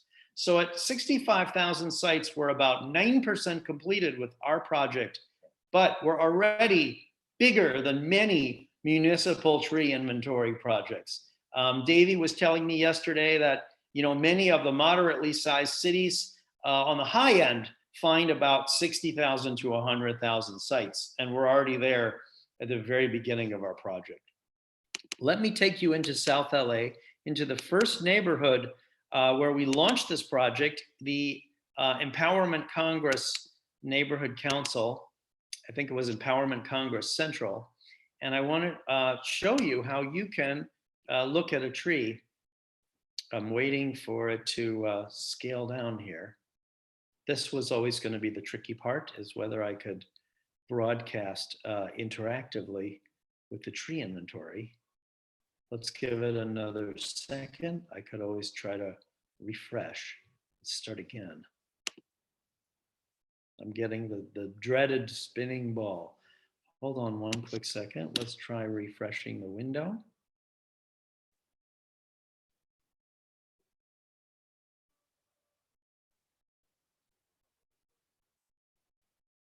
Oh no, now it's pink. Oh goodness. Let's try one more time. I was dreading that something like this was occurring. It's actually quite easy to use. My poor 6-year-old Mac is trying to broadcast and navigate this site at the same time. Hopefully we can, I don't know why that's happening, that pink. Well, when you get into I rehearsed this, but I didn't have these problems at that time. When you get into the map, you'll be able to see a whole bunch of triangles. And if you zoom into a street at enough detail, you'll be able to click on one of the triangles, and that'll be a site. It'll tell you the name of the species, and it'll say DBH, meaning diameter at standard height, and that'll give you a number in inches. And there'll be a little eye symbol, and if you click on the eye symbol, you get to this tree page, and that tree page has the overhead view from the satellite of Google's Maps. You'll have a Google Street View, side view image of the tree, and you'll have information about the tree. Be aware that our staff has their own further detail about the health of the tree, certain things that for liability reasons, we're not able to share with the public, but you'll be able to see the public-facing statistics of each of the trees and the available planting sites and the stumps. Now, let me show you how we've rolled that information up into reports. So here's the schedule. We have completed these neighborhood councils here. And of the 1, 2, 3, 4, 5, 6, 7 that we've completed, 2, we've already published reports. So if you click on one of these links, you get into our summary report. So here's the summary report for Empowerment Congress Central. And I thought the finding here was very striking, that there was 7,300 street trees in Empowerment Congress Central among almost 12,000 sites. And if you look at this pie chart, you can see that almost 40% of the available parkway and tree well space is empty in this particular neighborhood council district. 1.7% is occupied by a stump. Almost 19% are palm trees, which can be scenic but don't provide much shade or eco services. And then we have 29% broadleaf, 1% conifer, and 10% other. So the shade producing trees are really only about 1/3 of the available planting sites. We all know, all of us who are passionate about LA's urban forest, that South LA is an area of special concern. But I found this analysis to be very compelling to actually be able to quantify. If we think about it as an opportunity, there's a tremendous opportunity to improve the urban forest here in Empowerment Congress Central, with 40% of the sites being vacant. So I hope that you'll go and explore Davy Treekeeper on your own and take a look at some of the data that we've collected so far. I look forward to a time in the future where we're all meeting in person again, because I hope that Melinda and I and Tim and Rachel and others can actually present these reports about the trees in a given neighborhood council to that neighborhood council in one of their actual monthly meetings. And I think those dialogues will be very interesting and very helpful. So thank you everyone for your support. It's so exciting to have gone from the tree inventory as an idea to getting $2 million in funding, getting one of the nation's best vendors on board where we could integrate the trees in parks. And now the data is flowing in, and although it's not visible on my computer at this moment, it is available to all of you. So thank you very much.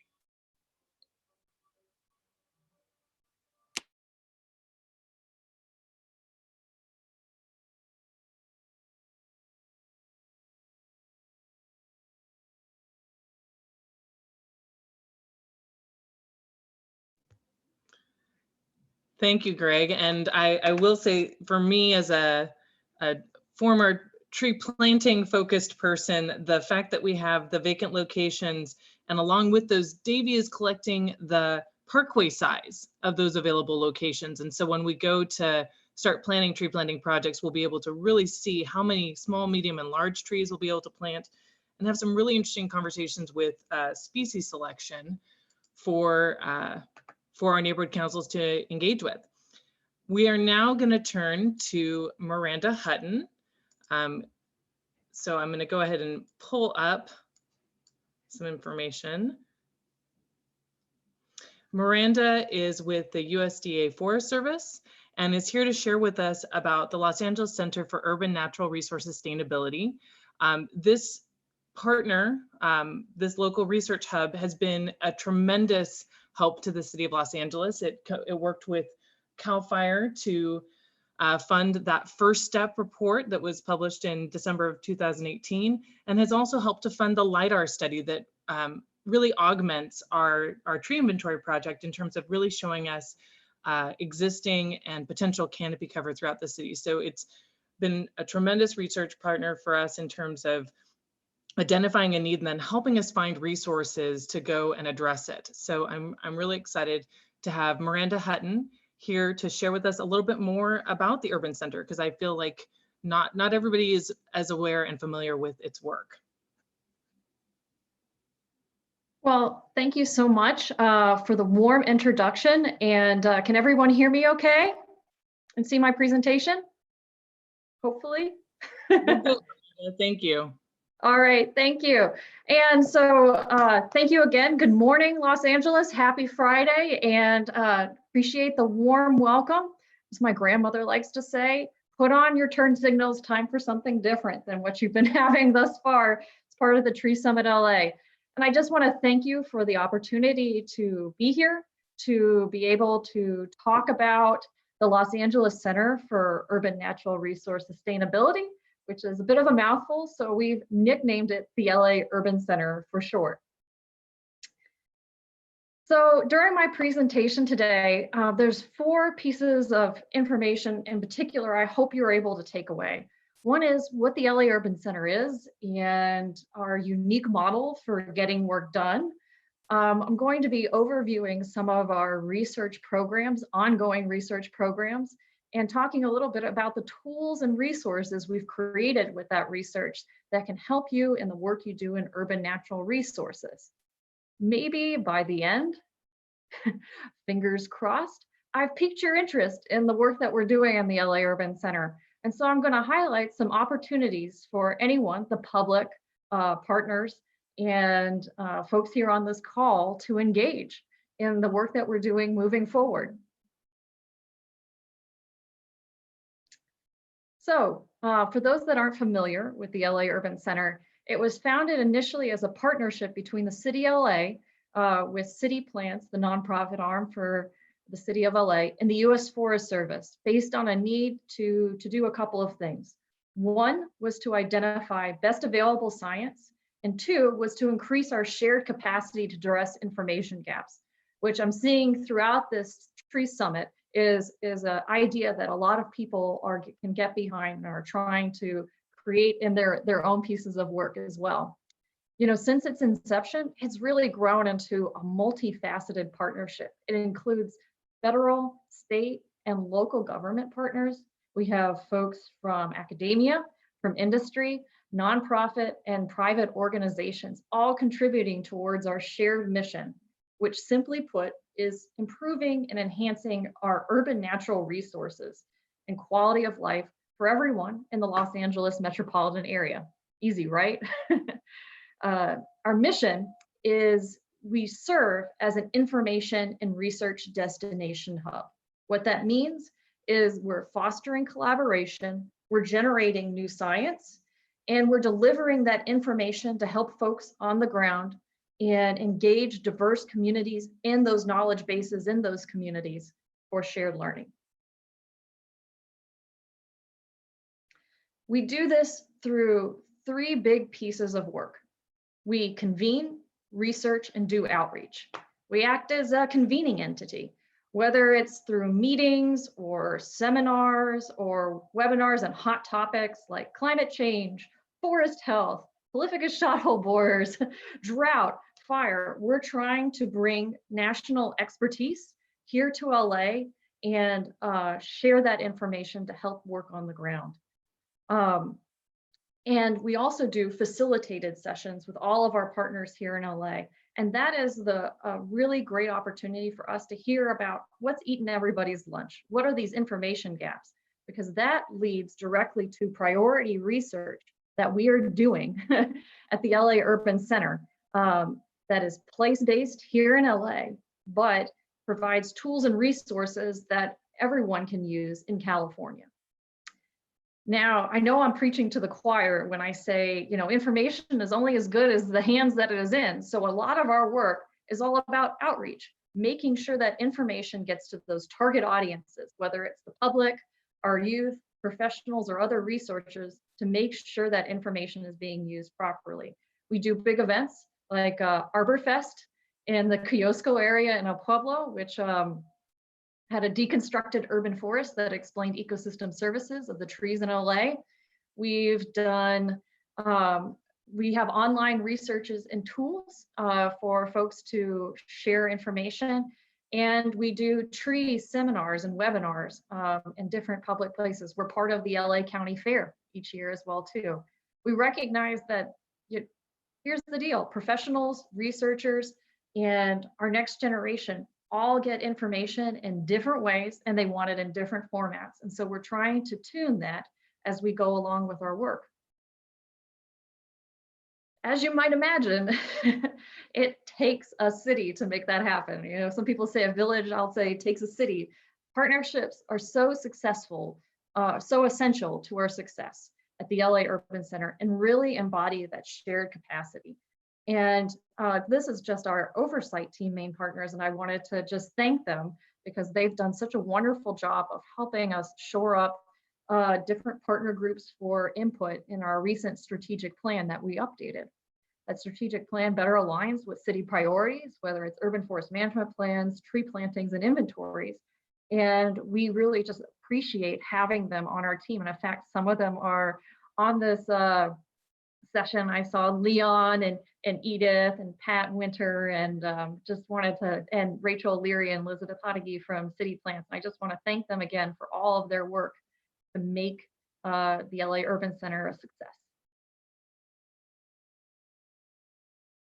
I mentioned we're place-based, and we made a strategic decision at the beginning to have our core team right in the heart of LA. We're located in the Pueblo de Los Angeles Historical Monument, kind of catty corner to the city hall, or at least we can see it from the second floor of the Biscaluz building, which is where we're located. And there we have our LA Urban Center administrator, Yassi Wilkins, as well as our lead social scientist work out of the second floor.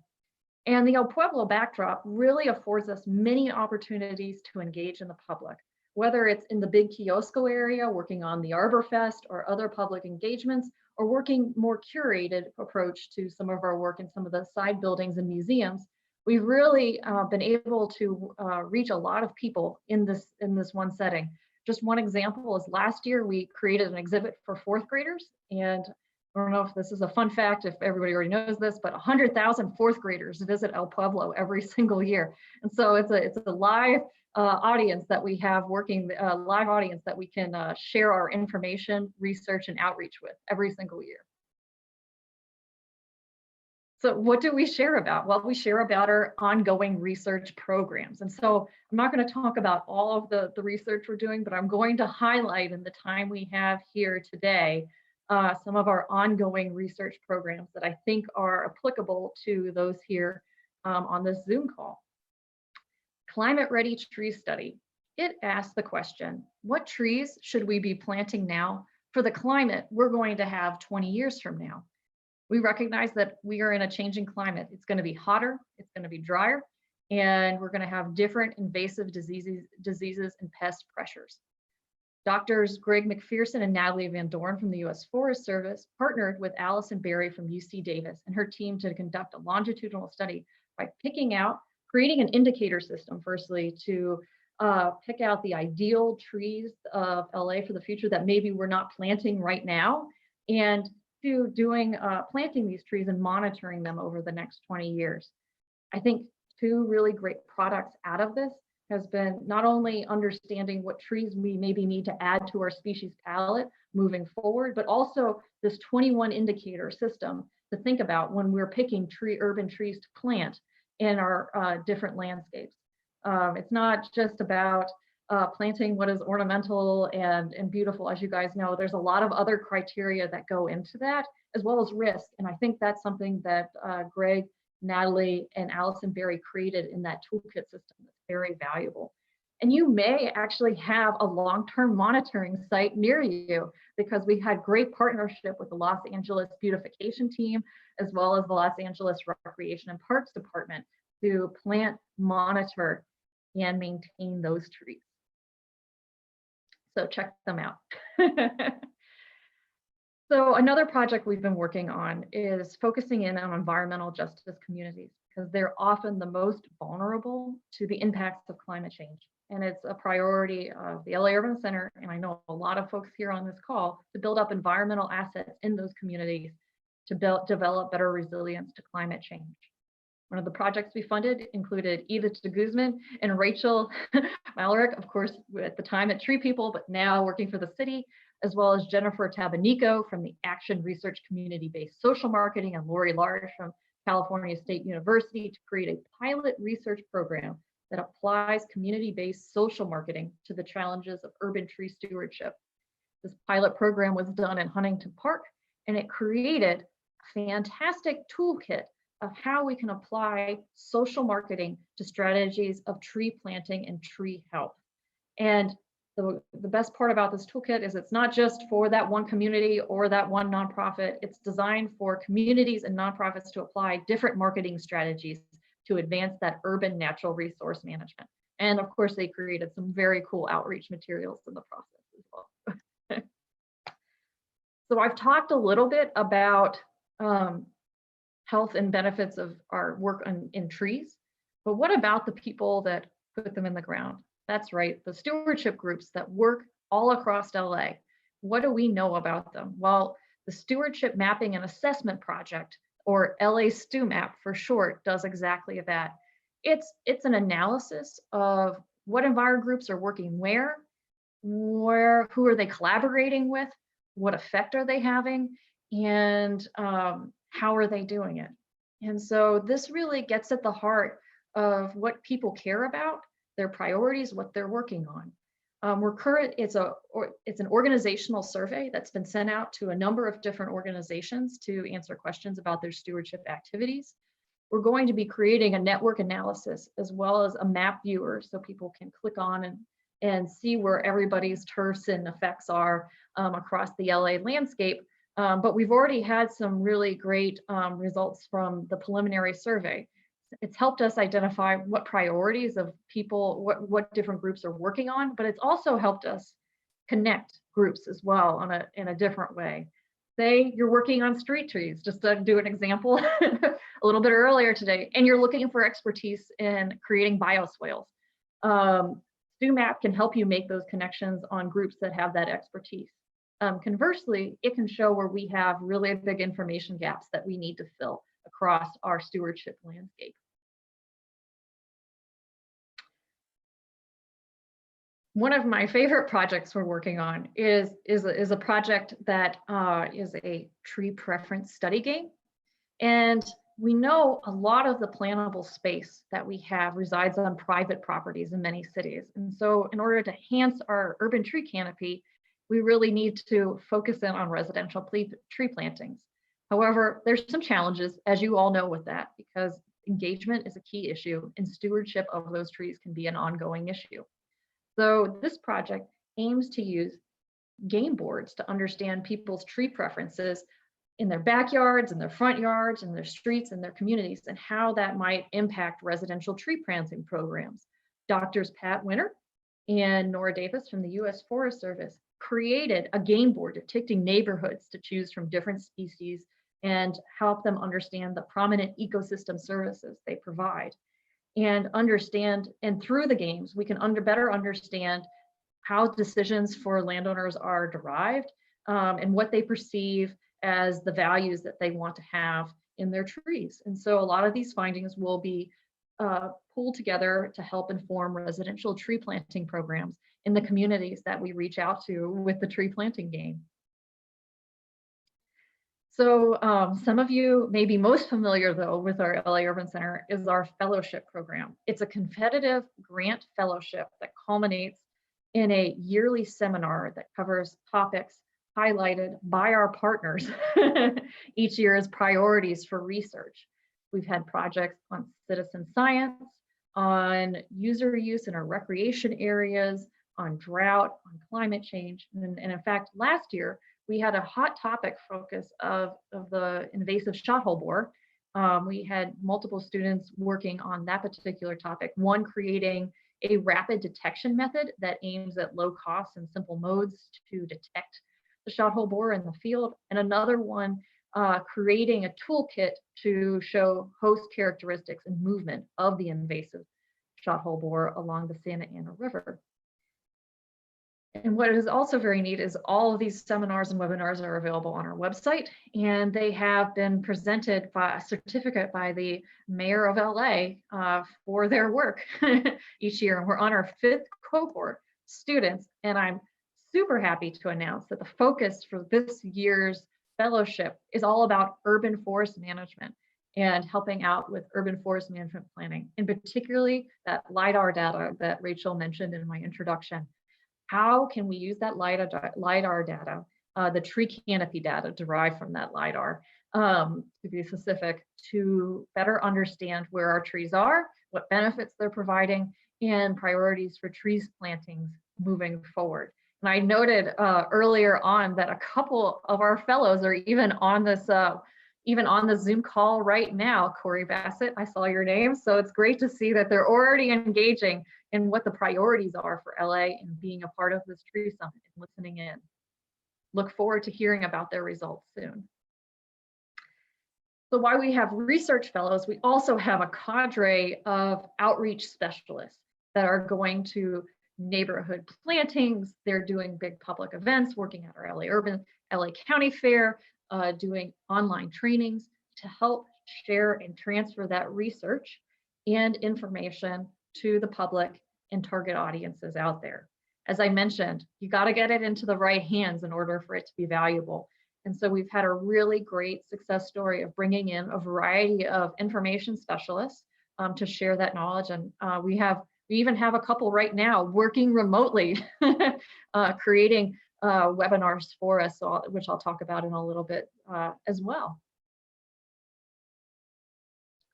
So online resources. Maybe I've piqued your interest in learning more about some of the snapshots of research that we're working on.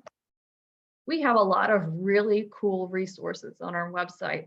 We have a research database that is searchable and populated with LA-specific research, as well as research from around the world that could apply to being done in LA. So for instance, it's research in an urban area in the same climate. It's a part of our database. And it is a really great tool to know about the latest and greatest information across a number of different searchable areas. We also have an engagement youth section of our website that's seeming to get a whole lot more traffic in the last 8 weeks or so. I suspect because there's a lot of kids at home and parents possibly are looking for new and greater resources to engage their kids. But we have a number of really great resources that target youth, that translate our research to the next generation. Just to highlight one that we're doing right now, we've partnered with Project Learning Tree, which is a national group that provides environmental science learning to all sorts of schools across the nation, including LA district schools. And we just hosted a couple of webinars. Last one was about borers, and I am invasive shot-hole borers, and I'm very hopeful of the next generation to help us continue improve our urban natural resource sustainability based on that last webinar. We also have tools and presentations. So I've mentioned a couple of tools already in my section on research. They're all available on our website, as well as all the presentations and seminars that we do. Our fellows seminars are recorded and on the website, as well as a lot of the tools that I've just mentioned. So it's a really great place to kind of explore and see what might be valuable to you in the work that you do. And I usually don't do this, but I'm gonna give you a little teaser because I think, given the audience, this is a kind of exciting thing.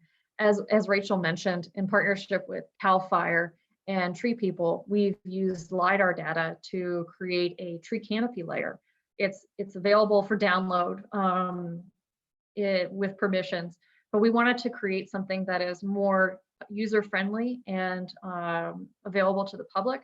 So we're partnering again with the same group and creating a map viewer that will be housed and linked to our website. It'll also be overlaid with really important information, which is all about are social, economic, and environmental considerations that we think about when we think about where we plant trees and move them forward.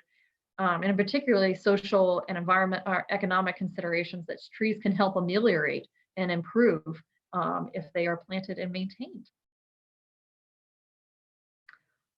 Okay, so I've been talking really fast because I know I got a short period of time, but I want to pause and say, hopefully I've piqued your interest. Hopefully you might be interested to engage with the LA Urban Center. So I'm going to outline a couple of ways that you can start maybe on Tuesday, because it's a 3-day holiday for a lot of folks, to engage with us moving forward. One is engage in our partners meetings, our science seminars, and our workshops. We have the facilitated sessions where we look for creating some consensus around research needs and priorities. We provide workshops on those pieces of information that we can and bring in national expertise. We have the science seminars, we have the fellows webinars. These are all really great opportunities to learn more about the LA Urban Center and its priorities of work. You can connect with our ongoing studies. If you are a stewardship organization, boy, we want to hear from you, or LA StewMap, interested in helping us think about what layers should be in that tree canopy layer derived from LiDAR. We want to hear from you and hear what your priorities are, because otherwise, if we don't get that information, we're not going to make a product that we can outreach very well. Maybe you're doing your own research. Maybe you have your own tools that might be related to some of the work that we're doing. We are more than happy to share your research on our research database. We have interns that help review and create curated paragraphs that synthesize your information. And we also have a stay connected part of our section where we showcase other pieces of research happening in the LA area. Last but not least, maybe you can join us for an outreach event. Join us for sharing your information, your work. Maybe you want to dress up as Smokey Bear, maybe not. Always looking for volunteers. Anyways, this part of our work, as you might imagine, is evolving. And we're going into a more online profile right now during COVID-19. But I anticipate that there will be a time when we are going to be able to talk more than 6 feet apart, and we'll be doing outreach events, and maybe in a different way. A little bit of a teaser, we'll have fellowship seminars coming up from that latest cohort once their fellowships are close to completion. And we are in the talks with the U.S. Forest Service to create an Urban Wood Academy for LA this December to showcase all urban wood utilization and practices, best practices. So based on some of our comments about how we use urban wood past its takedown. So with that, I leave you hopefully with some interest and an email and a phone number and a website. Please come and join us and stay connected with the LA Urban Center because its shared capacity is what makes it special and valuable to all of our partners. And with that, I hand the reins back over to Rachel to ask any questions, and I'll stop sharing my screen. Thanks so much, Miranda. That's great. And I just appreciate the opportunity for people I didn't know you were going to be talking about the research I did that I'm still very excited about, but, and I'm super thrilled to hear about the LiDAR map portal, because that is something I get a lot of questions about. People say, I see the reports that are available that were produced as part of that, but how can I dive into that data? Some of us really like maps. So I'm really excited to hear that the public will have access in some form to that data. Yeah, and may I just add, right now available on the U.S. Forest Service website is a map canopy layer from 2012 of the entire state of California that's searchable and downloadable. This will be incorporating the latest and greatest information, which is LiDAR data from I think 2017, and will be a little more accurate and a different resolution. But for those that are interested in digging into maps now, that is available across the whole entire state for our urban areas. Yeah, and I know that we're looking forward to maybe discussing in the future some urban tree canopy assessment and seeing how we can use the different data layers to see how our canopy is changing. But Yeah. we'll leave that as a teaser for now. I do want to also acknowledge that the LA Urban Center typically has a spring convening where we get to hear some updates from fellows and other things. And that was the original goal with the Tree Summit, is for us to combine with you all and kind of help integrate our two audiences, so to speak, you know, the urban forestry stakeholders in LA, and make sure that they were also getting more information, and now they know how to connect with you directly, which is great. I do have a couple questions we'll ask before we move on. One is related to the STU map.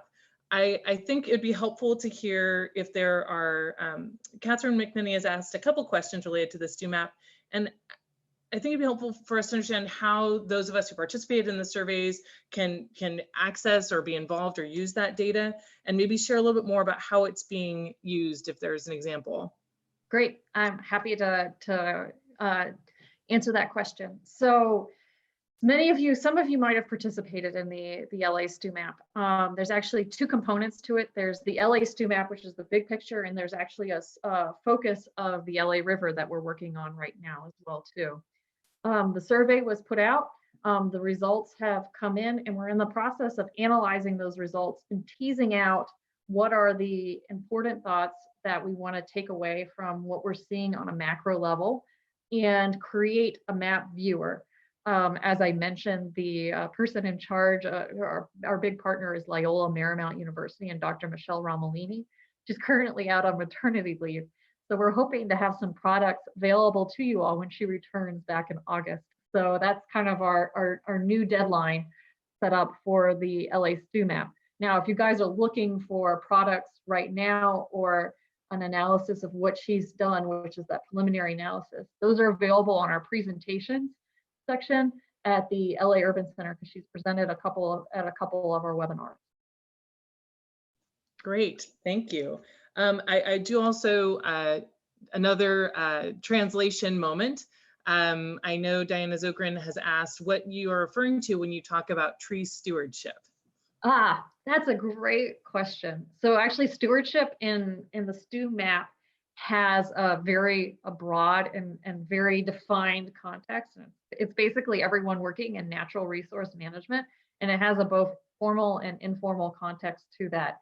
And there's a very, let me see if I can pull it up real quickly, but for that very technical, like 2-line word of what stewardship organizations are, you can just check it out on our website. But to paraphrase, it's people working in that field. So maybe not technically people working in tree planting, but maybe it's a neighborhood organization that is doing tree care and tree maintenance. So it's not just your very traditional groups.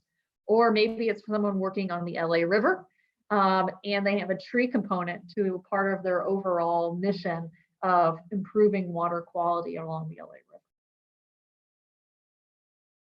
Great, and I am gonna have us do one more item before we move on to our next speaker, trying to be cognizant of our time. We'd originally hoped to have a facilitated conversation about research needs, and we aren't gonna be able to do that in the way that we'd hoped to, and maybe we'll be able to do that in person in the future. But Melinda, can we get the research priorities poll up so that Miranda can get a sense of what kind of research you all are most interested in?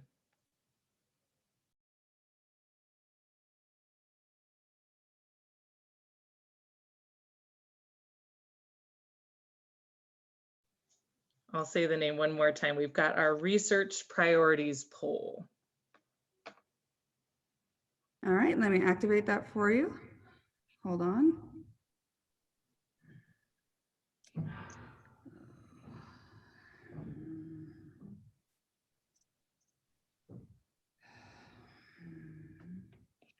And I'll just acknowledge while we're getting the poll up that a lot of our Q&A that I'm seeing now, we've got a lot of really interesting policy suggestions and conversations, and I definitely am seeing some future sessions developing as I see these, see where we might have some additional conversation. But let's go ahead and see what your research priorities are.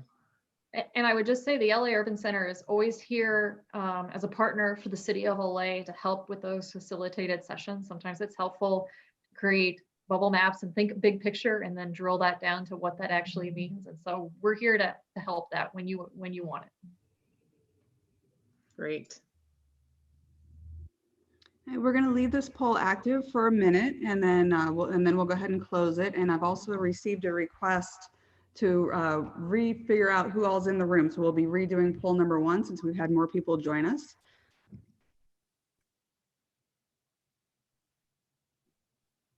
But we'll give this first poll another 10 seconds before we close it out.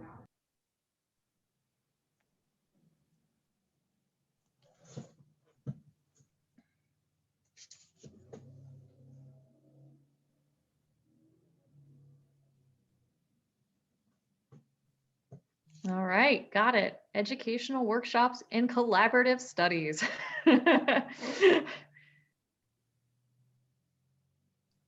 And we'll just leave that as a teaser for future information that we'll be gathering from you all to share with the Urban Center, or again, have some facilitated conversations that they're able to step in and help us with. So thank you so much, Miranda. We really appreciate your being here, and hope that people check out your website and continue to find ways to bridge that gap between research, practitioner, and the public. I think that that's so important. And I see we've got our other poll. How are you involved with the city? So a couple of you were, well, maybe half of you were on earlier, but we're going to take a look again and see who we've got on the call. And while you're doing that, let's see, we'll get ready for our next speaker. We're going to have Dr. Matt Ritter. And I actually, Melinda, let's go ahead and do our tree species criteria poll after this one, because I really do want to get a sense of folks' feelings around tree species before we get Dr. Ritter on. And there have been a couple questions in the comment bar around our tree species list. It's going to be really important that we have an opportunity to engage with our neighborhood councils and with others as the tree inventory data becomes more available, to talk about what trees we want to see in our communities.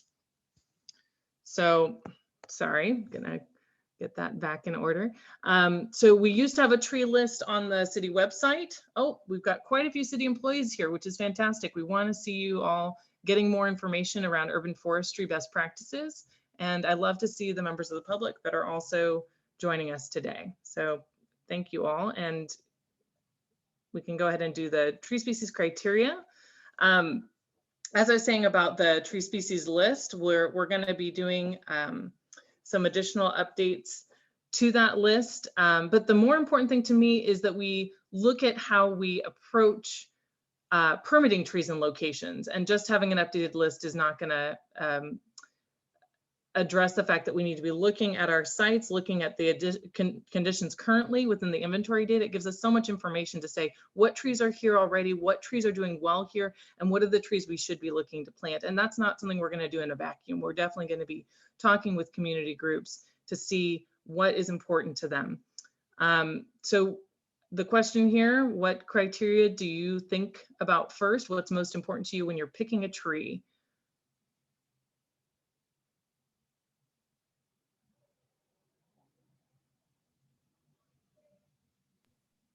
And I just want to say how exciting it is that we have about 150 people currently with us in the audience. We were up to about 200 at one point. And we'll be closing out this poll in just a moment.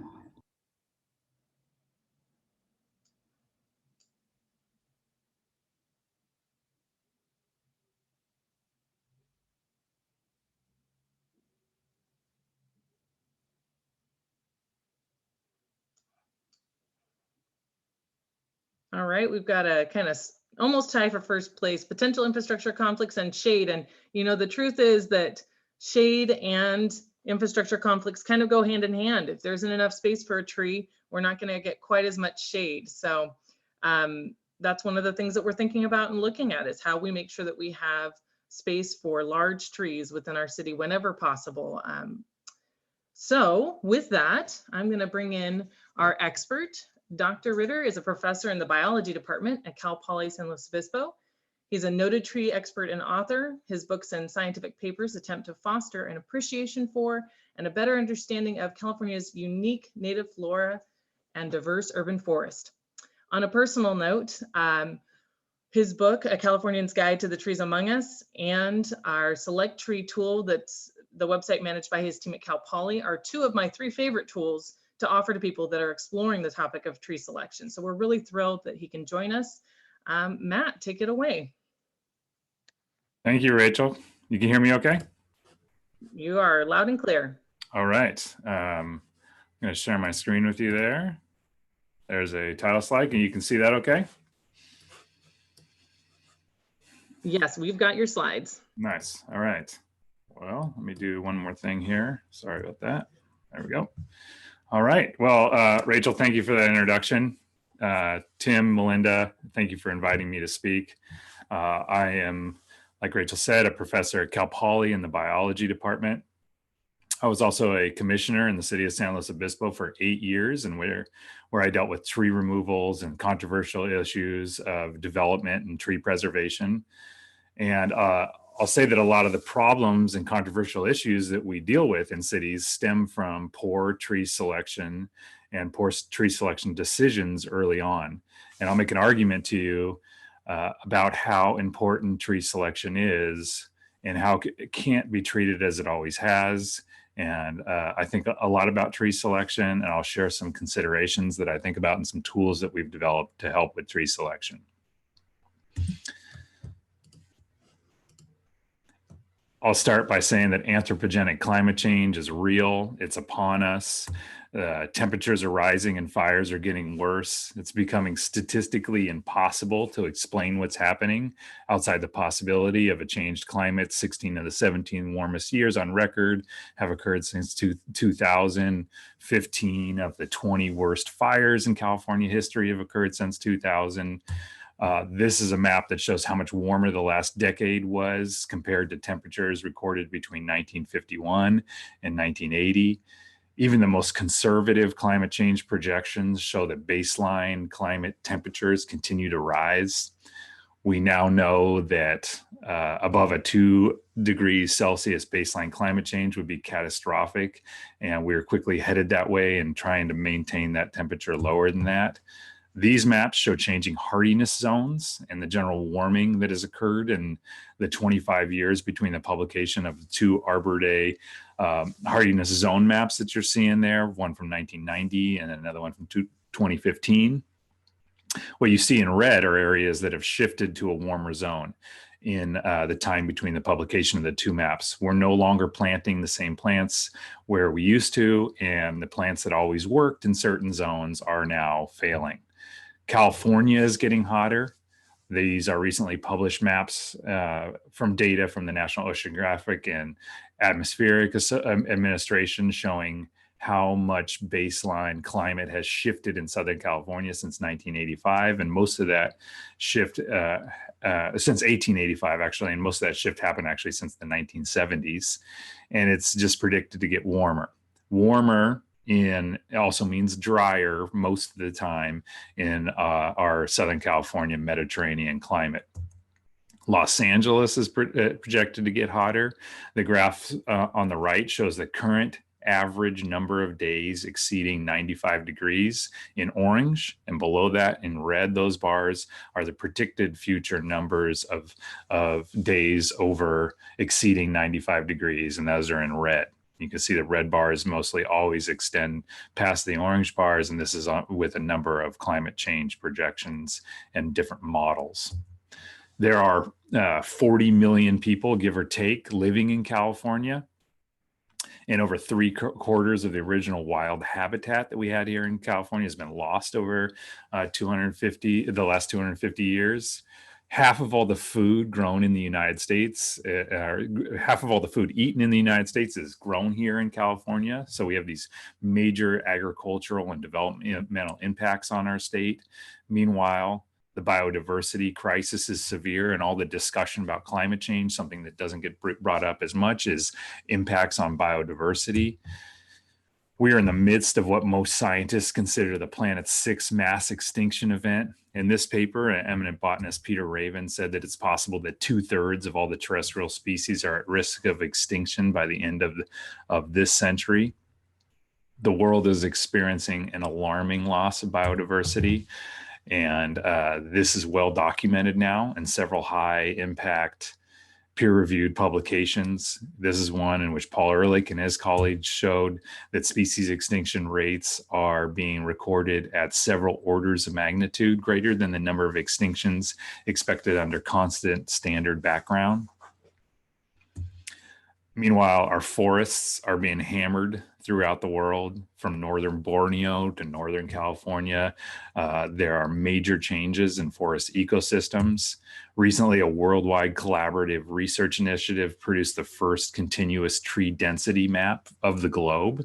And they discovered that half of all the trees that have been removed and half of all the trees present on the planet have been removed and not replaced in the last 10,000 years since the advent of human civilization and agriculture. And they also estimate that based on the rates of deforestation, that there are 15 billion trees cut and not replaced each year.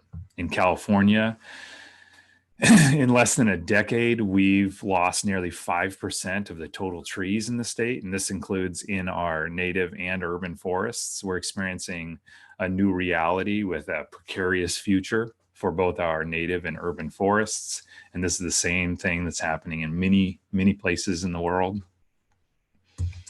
In California, we have 7.5 billion trees growing in the land area of about 163,000 square miles. And that data comes from the ground truth plots in the paper that I just showed you. So, and with a population that is around 40 million people, and set to by 2050, the population is projected to surpass 50 million people. And with that population, that's 191 trees per person in California, which is half the world average of 400 trees per person. But that's not the only story here. People don't actually live throughout California. People don't live throughout the world, for that matter. People live like this in California, not out in wild forests in the hillsides, but they live in urban forests. They live in urban areas and the trees that are planted around them.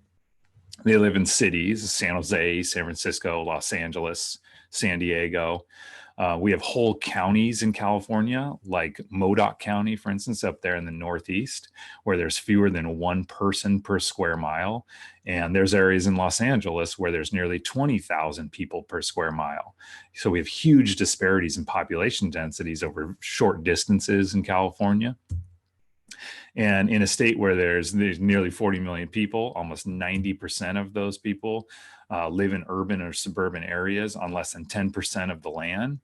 And based on recent estimates that were published by David Nowak and Eric Greenfield from the USDA Forest Service, we have over 343 million trees in these urban and suburban areas in California, where we have all this population living. And so that number of trees, with the number of people living in urban areas, trees per person in California's urban areas is about 9.7 trees per person. And that's way below the world average, and we could do a lot better. And I assume that everyone on the call, everybody in the city, we're all working towards increasing this number of trees present in urban areas per people living in those urban areas. But there are significant barriers to that. People need trees in urban areas. We know that. A great deal of data has accumulated and has been published about the importance of trees in cities. Trees cool cities. The image in the upper right-hand corner shows heat islands in summer of 2017. The lower two are satellite thermal images of LA at night, showing warm areas with more hardscape. Having full canopy cover provides up to 10 degrees Celsius of cooling, and neighborhoods with relatively low vegetation or canopy or percent canopy cover are demonstrably warmer. Trees reduce energy consumption. A study comparing different residential areas in Illinois showed that trees reduce summer energy consumption by up to 25%. Urban trees promote wildlife. This figure shows the results of bird censusing in Seattle is correlated with tree density. In Seattle, at least, if you want birds, you need a minimum of 5 mature trees per acre. And that's true and it might be even more than that in Mediterranean climate areas. We even know now that even vacant lands, if treated properly, can be refuges for native wildlife. And this is a recent paper showing that.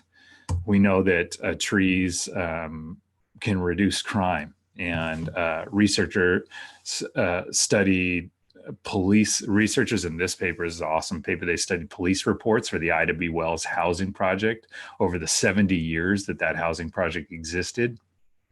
And they wanted to answer the question, does vegetation reduce crime? Because the populations in the different housing projects were very similar, but the vegetation wasn't, they could actually approach an answer to that question.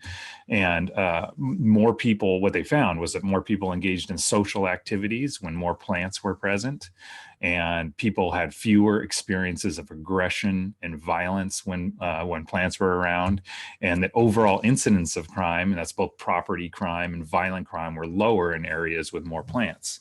And the awesome explanation that they gave for this towards the end of the paper was, quote, was that plants mitigate the psychological precursors to violence.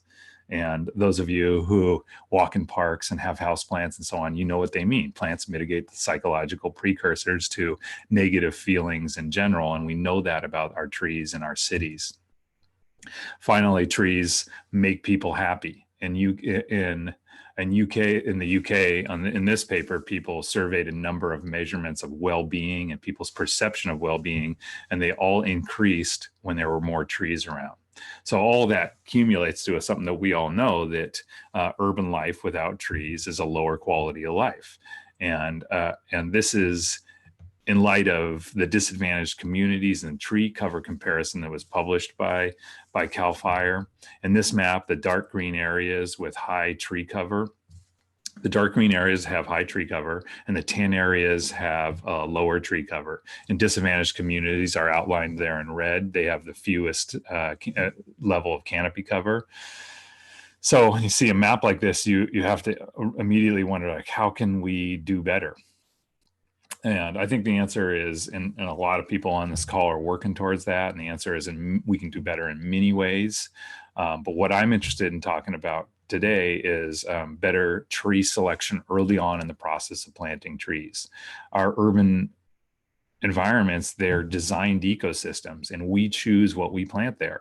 And we can affect the quality of these ecosystems based on, and that's for humans and wildlife and everything that I talked about, based on the characteristics of the trees we plant in those areas.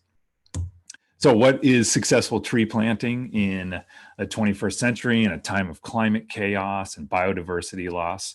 Well, I'll define it as achieving human benefits. That's human health and the aesthetic values, well-being, all the quality of life stuff I referred to.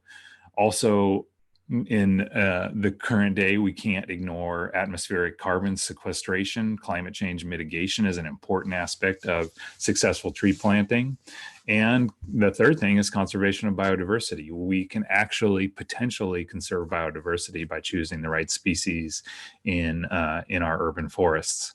And if we define successful tree planting as having a component of each of these, then what things need to converge to make this all possible? Obviously, if the trees we plant, it's the trees we plant and where we plant them. So species selection, and then the site conditions. The problem with site conditions, the problem with the small street tree well or all of that, is they're fixed. They're usually expensive to modify. So tree selection is where you have the most control for future success of that tree planting event. What tree you plant in that area. There's always the right tree for the right spot, and modifying the spot is difficult. Finding the right tree, if done properly early on, is a very important thing. Yet tree selection is difficult. It's difficult, and it's often controversial. And one reason for that is that there is no perfect tree. People feel so strongly about trees, and like so much of our society now, that people are deeply divided about their opinions about everything, and everybody has an opinion, ill-informed or not. Everybody has an opinion. People love and hate trees. LA is having a great bloom of jacarandas this year. Whole streets are covered with these vaulted purple ceilings of blooms. But while these trees bloom, people complain bitterly about having to clean up after them for 2 weeks out of the year. And you probably have an opinion about the jacaranda. You may love it, you may hate it, depends on if you live with them or not. And this is not true. This is true for a bunch of species, not just the jacaranda. Tree selection is difficult, and people often want a tree that, at least in my experience, they often want a tree that just doesn't behave like a tree. Here's a request, for instance, that I received for help with tree identification. Hi, Dr. Ritter. I would like to plant a tree in my front yard and want your help with tree selection. I would like a tree that blooms nicely, doesn't grow big, doesn't drop any leaves, flowers, or fruit. Thank you for your help. Now, the idea that trees are living beings, it often doesn't readily occur to everyone. And this is not an easy set of requirements to satisfy for this person. Perhaps one of these cell phone towers with plastic leaves and blooms glued on would be the best tree for this person's yard. I don't know. I've spent a career trying to help people identify trees and select trees for the right planting in the right place. One resource that I've poured a lot of energy into is Select Tree, and I'll talk to you a little bit about that. I want to mention that it's very important, I think, to actually know what species is being planted and know the characteristics associated with that species. And I'll give you an example of that. Tim discussed earlier a case study where where root pruning of the Indian laurel fig happened in that neighborhood in LA. And the Indian laurel fig sometimes goes by the Chinese banyan tree. The scientific name for it is Ficus microcarpa. It unfortunately has a number of synonyms that people also refer to it as Ficus nitida, sometimes nitida figs, Ficus retusa. It's all the same species, and it's all the same thing.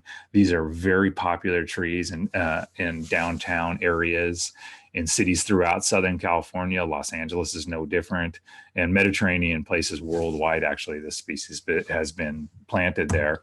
Here it is, for instance, as a line in Beverly Hills. They can get to be massive, massive trees. They were introduced to Mexico before they were introduced into California. I'm standing next to one there in Oaxaca, in a square in Oaxaca. You can see it's become a really, really massive tree. They can also be just bonsai'd into small little things like the ones on the right there in San Francisco. That's on Union Street in San Francisco. They can be tortured into all kinds of different shapes. There's an espaliered one in Claremont. They germinate out of the bottoms of buildings sometimes. That's the photo I took there in the upper right in Santa Monica. And this is the same species consumed in a wall in Hong Kong, and on the right in a park in Hilo, Hawaii. In the wild, this tree is a strangler fig. It actually starts its life up in other trees, grows roots down over those trees, strangles that tree out, and then becomes a freestanding fig. And we've brought this thing into our urban forest, and it's incredibly popular.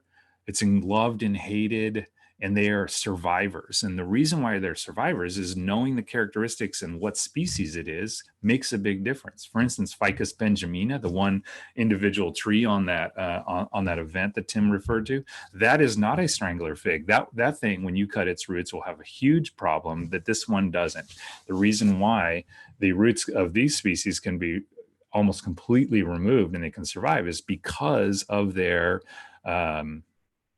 biology in the wild. And so my guess is that event of the removal of those roots, and Dr. Smiley will have his opinions about this as well, but I see this species getting hammered in California and recovering over and over and over again because of what it is, and maintaining stability and being cut right up to the trunk. And we have dealt with this because this is our main street tree in downtown San Luis Obispo, and we've cut them right up to the trunks, and they've recovered, and it's a crazy species. But knowing the species is incredibly important for reasons like this. And Select Tree is a tool, an online tool that we've created to try to help people with tree selection, tree identification. It's partly funded by CAL FIRE and the U.S. Forest Service. We've spent many years developing it. And again, it's to help people with tree selection in both California.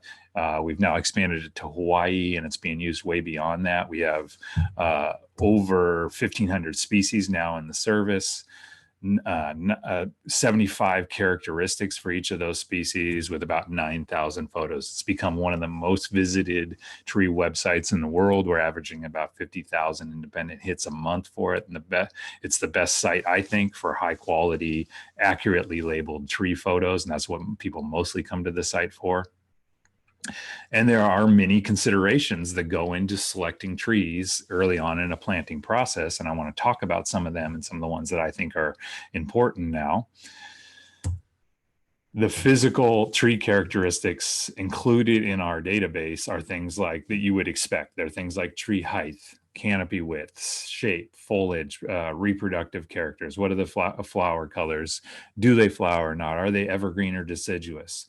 But we also have other characteristics like climate zones, interaction with soil, potential issues or concerns, common uses in the landscape, pest and disease issues. And we're trying constantly, it's a living document, so we're trying constantly to incorporate as much data as we can from different studies that come out. And Dr. Smiley mentioned the work of Nelda Matheny and Jim Clark about root pruning, and we have tried to incorporate some of that into select tree and species. We have a list of different species that are impacted in different ways by root pruning based on the research that we can find.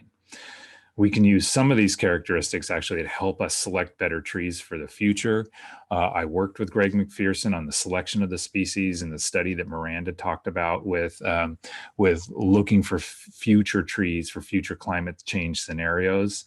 And other examples are things like salt salinity tolerance, disease tolerance, drought, in the climate zones that things are occurring in. And now we're trying to model different species based on their native range for their climate adaptability for the future. So ultimate tree size is an important consideration when selecting trees, and it's one of the things that people use the most on select tree. What's the height? Basically, height being a proxy for overall tree size. And we know that the urban forest can play a role in carbon sequestration. The urban forest actually has to continue to play a role in carbon sequestration, but large trees are necessary for that to happen. This is another David Nowak figure showing an obvious thing that larger, older trees sequester more carbon. My research group has recently developed a collaboration with all the large privately owned inventory companies in California on a CAL FIRE supported grant. These inventory companies, Davy Tree is one of them, who was mentioned earlier by Greg. These inventory companies are sharing their data with us so we can answer some important questions about the health of the California urban forest. And we have now over 6 million data inventory points from all these companies. I think it's the most comprehensive data set that exists now for urban trees in California. And we've looked closely at inventory data for all kinds of municipalities and private areas in Los Angeles County.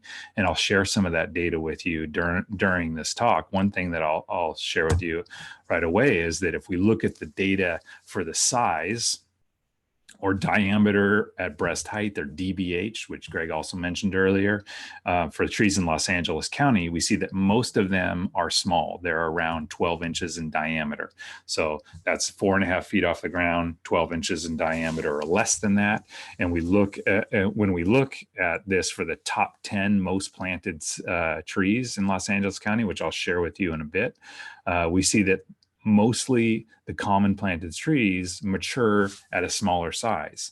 Larger trees are less and less popular. Trees that mature to a larger size are less and less popular in the Los Angeles urban forest.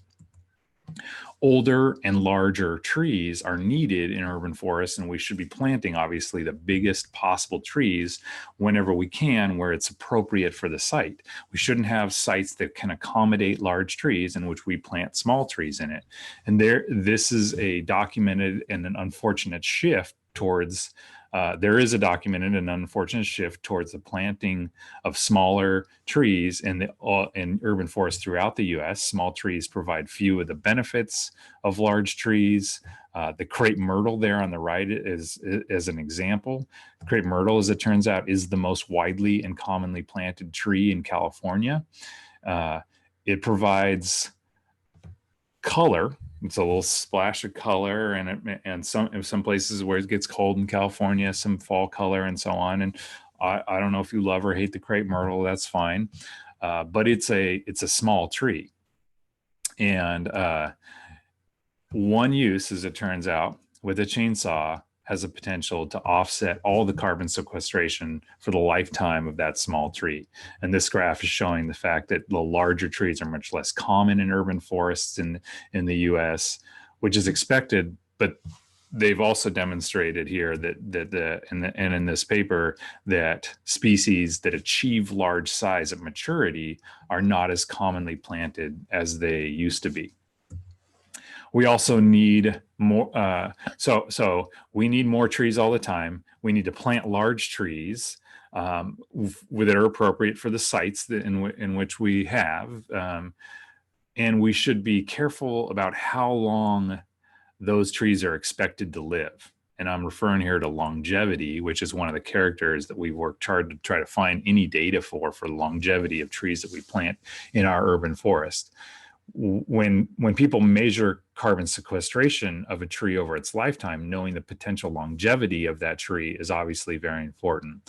All other things being equal, we should be planting the longest lived trees as possible. It's just an investment to benefits analysis. You invest in planting the tree and watering it.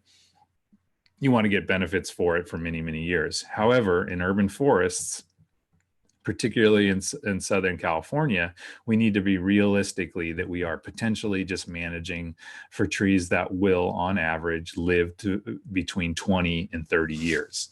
That's what we're mostly seeing. And there's this establishment phase in the early life of every tree. This is in the wild and also in the urban forest. That is the most precarious time in the life of that tree. Most trees die shortly after planting. And there's this urban legend with insufficient data to support it. We actually have the data now where we're going to try to answer some of this, but it's still relatively difficult to answer. This urban legend says on average, the age of a tree in the urban forest in Los Angeles is 7 years old. And that's because of infant mortality, that most trees that are planted, they don't make it to maturity. And trees that do mature, and this graph is a graph that shows basically that at planting, 100% of trees are alive or should be alive, but very quickly a lot of them die. And then you have this line that goes down to 0 trees remaining. And the trees that survive this establishment period can live for many years and provide all the benefits. This is why tree watering programs, particularly in dry Mediterranean climate areas of Southern California, is so important. Tree watering is as important as tree planting. Tree watering is as important as tree planting, and drought tolerance is an incredibly important character of trees. And I noticed on the poll earlier that drought tolerance didn't win. That's fine, shade won. And it's interesting on that poll, Rachel, I would say that those things are not mutually exclusive. I tried to hit several of them and it was just flipping between those. So you can actually have shade trees that are drought tolerant that don't conflict with our infrastructure. It's possible to have the right species for a lot of those things and potentially also be conserving some kind of biodiversity in the process, which is another important consideration, I think, with tree selection is how the trees we select in our urban forests can impact issues of biodiversity loss. There are lots of kinds of trees in the world. Here are 2 centers of biodiversity, which is in Northern Australia and Brazil. And there's hundreds and hundreds of species of trees in places like this. If we look at, add up all the plant species known in the world, we get to about 300,000 known plant species. And if you ask the question, as they did in this paper, how many of those 300,000 species of plants actually grow into a tree? The answer is just over 60,000 species of trees exist in the world. And if you look at all the species that you can find in the urban forests that are grown in urban forests all over the world. And I've tried to do this and adding up species, and I have a database of lists of all the species that have ever been tried in any urban forest. You get to somewhere around 1,500 species used worldwide in urban forestry. And a graphical way of looking at that is here in blue are the total number of species of trees in the world, and here are the species that we grow in our urban forests throughout the world. And even if you believe this to be a gross underestimate, which I don't think it is, that's a lot of uncaptured diversity that's out there in the world. And I think we could do a lot better. We clearly don't have all the trees that we should be growing in the urban forest. We may not be growing the best species that satisfy all the things we want from a tree in an urban forest. And in fact, the diversity in the world's urban forests is in decline. And the diversity of the of species in the Southern California urban forest is in decline. It's not increasing, it's going down. And this is because of the choices we're making. In 2010, Carol Bornstein and Bob Mueller actually looked at this for the Southern California urban forest for the diversity, and they looked at city lists and they saw this troubling trend of declining diversity. There are only a few species and they're grown everywhere. On average, they found 188 species on California municipality tree surveys. And then they looked, what they found that there are only 49 species on average approved for future planting. So that's 26% of existing species are approved for future planting and on future planting lists. These lists that we make for planting, they get whittled down. Like I said earlier, there's no perfect tree, and everybody has an opinion about what tree, the tree that they like or dislike, and the lists get whittled down further and further and further. And approved planting lists should be long. They shouldn't be short. They should be long. And we can find appropriate trees for different spots and use our approved planting lists for those. We have to remember that our current species palette could be also inappropriate for the future. And I would ask people from Los Angeles, what sister cities are that are hotter and drier than Los Angeles are you looking for the species that they're planting? What about Adelaide, South Australia? Do we know what they're planting there and what's successful there? How about Phoenix? How about Santiago, Chile? Are we looking at those places to know what we should be planting? Because they've done it, they've seen it, and they are drier than we are, and they may be predicting our future. And so based on this evidence from the 6 million data points that I referred to earlier from these private tree companies and our collaboration with them, here are the most, I'll give you the 15 most commonly grown trees in Los Angeles County from 1 to 15. And there's the list from Lagerstromia or crepe myrtle down to the Ficus microcarpa, the species I talked about earlier. Here is the list that of the trees you see everywhere in the Los Angeles urban forest. Some of them are loved, some of them are hated. I'll make the argument to you that all of them are loved and all of them are hated. In Los Angeles, there are over 600 species of trees present in the LA County urban forest. And that's outside if you remove botanical gardens and arboretum where there's a lot of one-off species. The city of Los Angeles itself, based on the data that we have, has 281 species of trees growing in it. And within the county, that's the 7th most diverse city after Long Beach, Claremont, and Glendale. Santa Monica, Pomona, Beverly Hills have more diverse urban forests. 65% evergreen, 35% deciduous or partly deciduous. And these species on this list, they're planted and potentially overplanted everywhere. Nurseries are partly to blame for this. So are landscape architects and designers. So are city master plans. And how do we get diversity into the landscape in California? That is a question that we should be asking. How do we get more diversity in the urban forest in our cities? And is it possible to help the biodiversity loss with urban forests? Is it possible that we could have a rating or a score, which we're working on at SelectTree, with rarity, and that the species that are rare in their native range or rarely grown would go up in that diversity rating, and then we could plant them more often.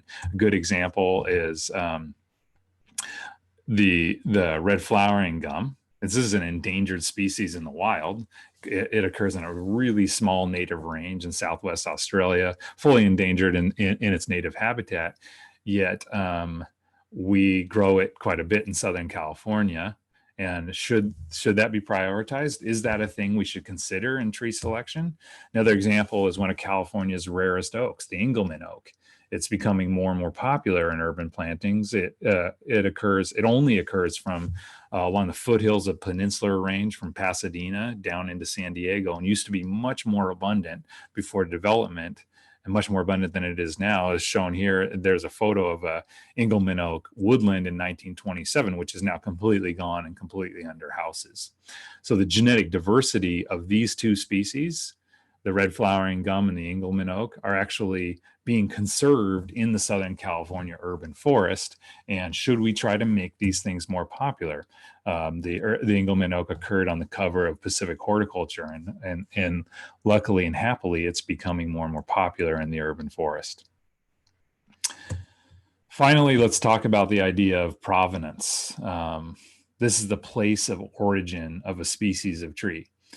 This is something that is shown here on the pie chart, and I'd ask you, is this something that should be considered when selecting a tree for planting? Here, this is a rough analysis of the provenance of California's urban forests, and you can see a couple things. You can see that the trees we have in our urban forests in Southern California are from all over the world, and the trees native to California actually represent fewer than 10% of the makeup of the state's urban forest. You can see we have a lot of species from Australia, a lot of species from Asia. 6% of species grown widely in California's urban forests are California natives. Now, is this something we should consider? Are California natives a worthy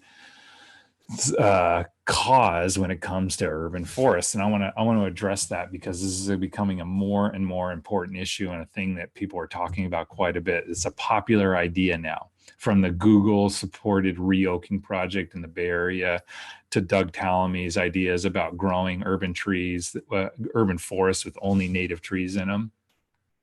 There's a movement afoot to reinvigorate horticulture and arboriculture with native plants. And native plant and tree biodiversity is incredibly important. I need to say a disclaimer here that I was the vice president of the California Native Plant Society. My second book is called California Plants, all about native plants. I love California native plants, but I want to and I'll have that disclaimer here by saying that remnant native trees in urban forests should be protected for their biodiversity and their cultural value. But the point that local biodiversity is important, it gets confused with this idea that we should be using only native plants in our urban forestry and in our urban forest settings. Native trees are not the only answers for our cities. In many places, we've changed the planting environment so drastically in our cities that native trees often fail or they're not appropriate. But there's another and more interesting reason, I think, and that's that there are surprisingly few native trees in areas in California where our large cities are. In California, we have about 6,000 native species. The annual makeup, annual growth form makeup of our flora is very high. A third of all the species grow and die in a single year. Of those 6,000 species, only about 80 of them, you could make an argument that they grow as trees and always grow as trees. And about 40 of these are found somewhere relatively regularly in our urban forest based on surveys that myself and Bob Moeller and other people have done. And we have about 10 to 15 natives that are grown commonly, and I listed them right there throughout the California urban forest. Now, why aren't there more native species? Why aren't all 80 being grown very regularly in the California urban forest? Well, first of all, many of them are hard to grow. They often fail in cities because these riparian trees or high elevation trees. Good luck getting a bristlecone pine to grow in a urban setting in Los Angeles. But if we decided we were going to grow only native trees, a problem with this idea is that it would severely reduce the palette of diversity available to us. And if we look at, when we look at this, we see that they're actually the 80 species of trees in California, they don't actually grow in the areas of population in California. We've mapped tree biodiversity by overlapping the native ranges of all California tree species. And what you can see is that California's population centers are areas where there are relatively few native tree species, on average about 10 or fewer. And most of them are just these remnant riparian areas.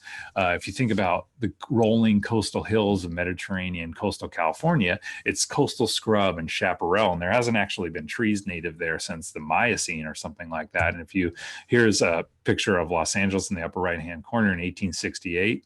That's Broadway in the middle of the photo. And remember that Los Angeles has a diverse urban forest with over 250 extant species of trees. However, the city of Los Angeles, if you take the boundaries of the city of Los Angeles, it has 7 native species. And only the 2 that I underlined there in red are not riparian trees. So that's that stand a chance of growing well without year-round water. So that's only 2 species. And it's likely that the coast live oak actually is what you're seeing in those old photos. And if you add, okay, so you take, let's say you want to expand that out and you take LA County and you add LA County, you pick up another 7 species at best. There are 4 more oaks in the Buckeye. Again, the non-riparian ones, there's 5 of them. So an urban forest made up of 7 native species is not a resilient urban forest. And so it's a good thing for us to be looking at other places in the world. What is growing there? Provenance is not as important as what is successful and what we can actually find that works well, that gives us all these things that we need: shade and less infrastructural problems and drought tolerance and success and so on. And so I'll say that I'll remind you that we have 200 trees per person in California, much, much less than that in the urban areas where everybody's living. We need to be planting trees all the time, more and more of them. And in areas where they don't exist, that's also important. And we need to have a broad and diverse plant palette to choose from. And if we're going to address the challenges of the future, it will require a diverse and a robust urban forest. And this is going to require quality tree selection, which is a very important and evolving skill that actually has biological consequences. And it also has philosophical and political considerations. And making a list of trees to plant is not a simple thing, and it will vary, and it's very difficult, and I don't envy that position, but it's a very important thing to be doing, and it's an important thing to get right. And it's always compromised as well by the fact that the best species, they may not be grown and they may not be available in nurseries. So that's an issue that we have as well. And so I've worked hard, and me and my colleagues have worked hard on Select Tree, and I hope this service can assist you in doing a quality job, determining which species should be planted into the landscape. We're always expanding and refining the service and adding new species and so on. So please use it, communicate with us.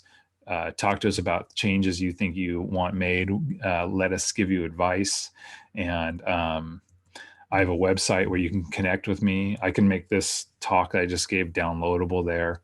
I write books about California plants, and I write climate change fiction as well. So again, connect with me. I'm honored to be invited. Thank you for that. And I will take questions.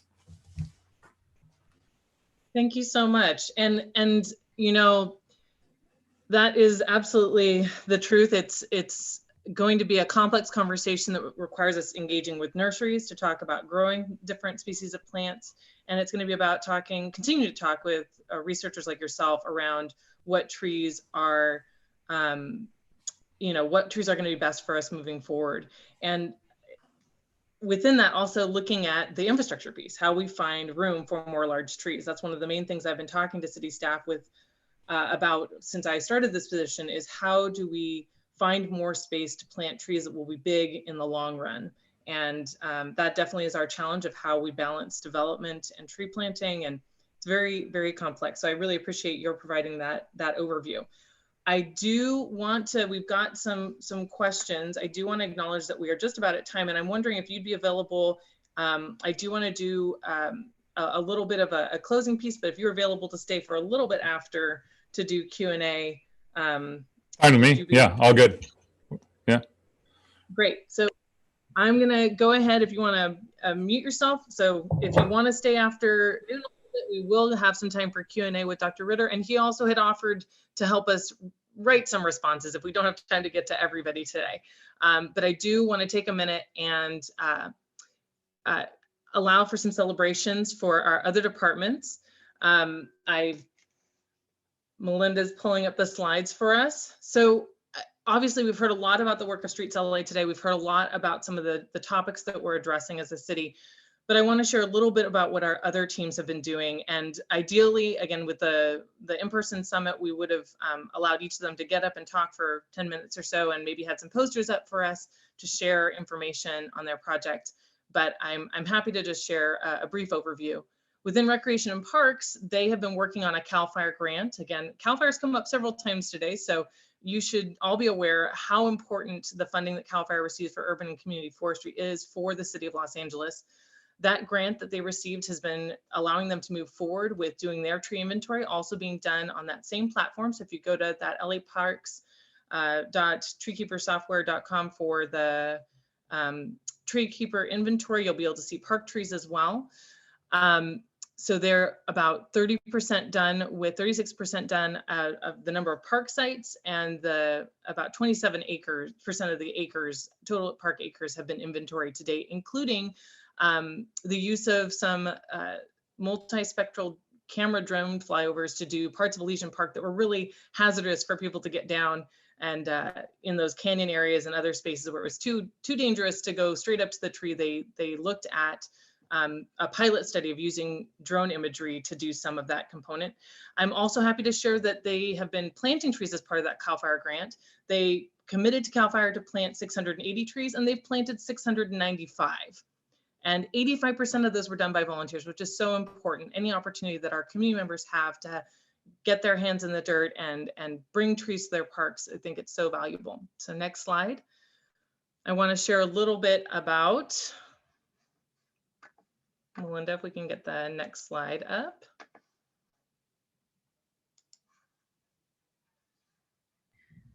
It's up on my screen. It's for engineering. Great, thank you. So we heard about the Sidewalk Repair Program, again, from an Urban Forestry Division perspective. And I will be sharing, they shared multiple slides with me with some really great images of trees that have been kept in place as part of the Sidewalk Repair Program. They're looking at how we make sidewalks and ramps accessible for all Angelenos, and have been instructed by the Board of Public Works and by the city as a policy to try and preserve trees whenever possible. And so in the course of this project, they've taken care of and repaired 86 miles of sidewalk, 1,905 curve ramps at 1,550 sites. And over those sites, 4,200 trees have actually been able to stay in place, either with modifications to the site or other manners. We've been able to keep trees in place, and over 1,300 trees have been planted for those that were removed. Next slide. And the departments have, again, additional information available on their programs, on their department websites, and I also will share the slides that they shared with us. I want to acknowledge the LA Department of Water and Power. Their Energy Efficiency Solutions program funds the trees that we plant on an annual basis, about 20,000 trees planted, delivered, and distributed through city plants and their nonprofit partners. You can see their logos at the bottom, all of our wonderful nonprofit partners. And the trees provided through this program are now saving 6.3 gigawatt hours a year and avoiding and sequestering over 4,000 metric tons of carbon dioxide a year. So that program has allowed us to continue planting, as was mentioned, is so important. Both Tim Tyson is always telling me we got to keep planting, Rachel, and we just heard from Dr. Matt Ritter that planting is so important. So we really appreciate that, particularly because we've been able to leverage those DWP funds to get additional trees through those CAL FIRE grants. A lot of the times we're able to say, look, state of California, we are utilizing some of our funding for trees. Can you help us get concrete cuts or water with your grants? So we are definitely trying to address the watering issue. Next slide.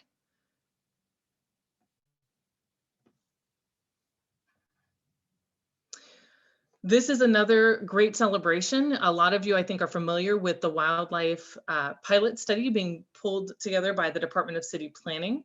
This is looking at the areas, just like Dr. Matterer mentioned, we need to be looking at areas where we have existing stands of trees and habitat, and looking at how we can develop in a thoughtful and sensitive manner. And so they've been working on a series of regulations to instruct new development. And the pilot area, the initial area that they're looking at, is that eastern section of the Santa Monica Mountains. And they're hoping to have some draft regulations, and not just looking at trees, we're looking at all parts of the ecosystem health in that area, which again is something I'm really thrilled that we have expertise in the city family to be looking at this issue beyond just trees, but looking at the entire space and how we can instruct new development to happen in a thoughtful manner. They're expecting draft regulations to be available by the end of summer, and I know some of you have even already participated in some of their feedback sessions. So next slide.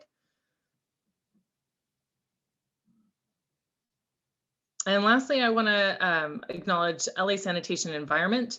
They have been grant writing machines. And so here you see a map and a list of the 4 CAL FIRE funded projects: the Vermont Corridor, Greater Greener LA, Shade LA, and Tremendous. They have a current application in called Root for the Future. They're really good at naming things in sanitation. And this is huge. We've been able to plant over 5,000 trees.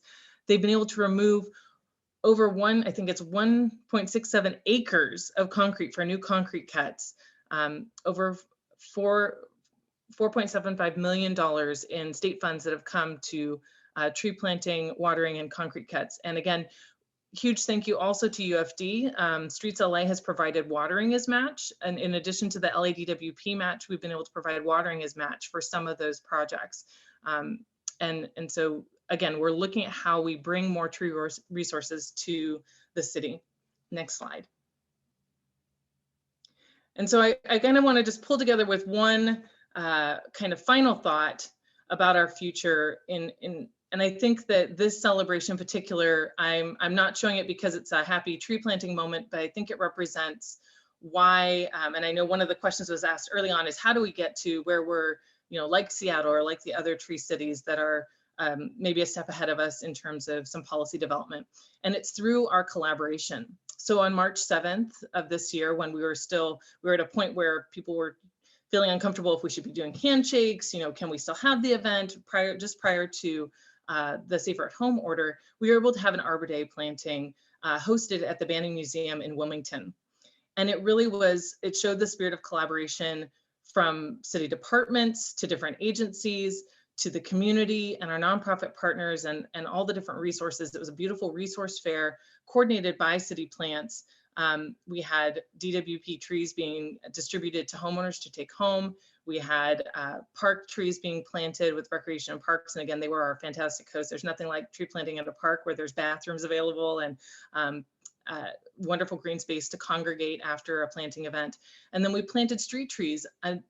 And we had 236 new concrete cuts for tree wells that were provided through that LA Sanitation grant. And the trees planted on the main corridors around that section of Wilmington are being watered by Streets LA as part of the LA Sanitation grant. So you can see the total numbers there. Out of that 90,000 tree goal, we planted 659 trees that day towards the 90,000 tree goal with over 400 volunteers. And that's the key piece. It's going to take our city departments collaborating in such a beautiful way. It's going to take engagement from the public and our different constituents. And it's going to take our partner organizations to really continue to grow our future urban forest. And for me, urban forestry is about 3 components. It's about preserving existing trees that are healthy whenever possible. It's about maintaining the mature trees that we have, and it's about planting. And all 3 of those need investment over time for us to really achieve our goals. And a lot of the issues in those areas are complex. Again, finding space for big trees, allowing for development when we have issues with housing, but in a thoughtful way. All of these things have to be considered in order to allow our city to move forward and to grow that really robust and healthy urban forest. So with that, I do want to do one final poll. Thank you so much all for being here. And we really, again, this is the beginning of the conversation. I just feel the appetite for future conversation and really look forward to diving into some of these topics in different settings, whether it be online or if in the future we're able to meet in person. Let's go ahead and do the final poll question. I don't have the name right in front of me. Future meeting topics, that would make sense. So if you want to indicate, I think on this one, you can select a couple. I hear you, Dr. Ritter. There is more than one thing that you think about when tree selection. So here we have provided you the opportunity, I think, to do more than one choice.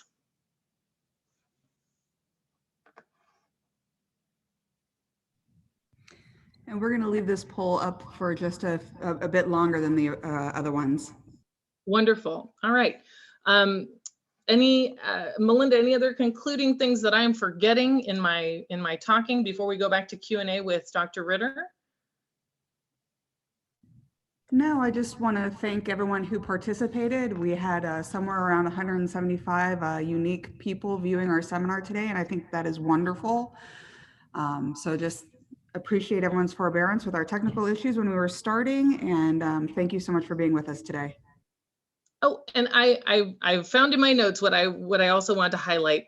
The really great thing about that Arbor Day event was it not only was it all that collaboration, but we were doing it in a community that is historically had low canopy cover. And we haven't talked about equity a lot today, but and I didn't acknowledge this when I was showing the LA sanitation map, but a lot of our tree planting activities and other components are really focused on how do we increase canopy in these high need areas? How do we utilize the resources available to us to do that, as well as preserving trees all over the city? So just want to add in that note. Streets LA team, I've been talking. Do we have some key questions that we want to pull up? Oh, and I see we've got our poll results. Love it. I'm actively working on the protected tree ordinance component, so I'll be happy to engage with all of you more on that topic. And it's really great to see the other areas where you're interested in participating in the conversation. So do we have some questions for Dr. Ritter?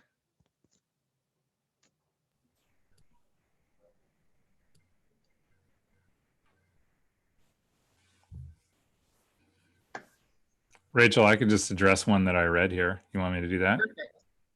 Go ahead.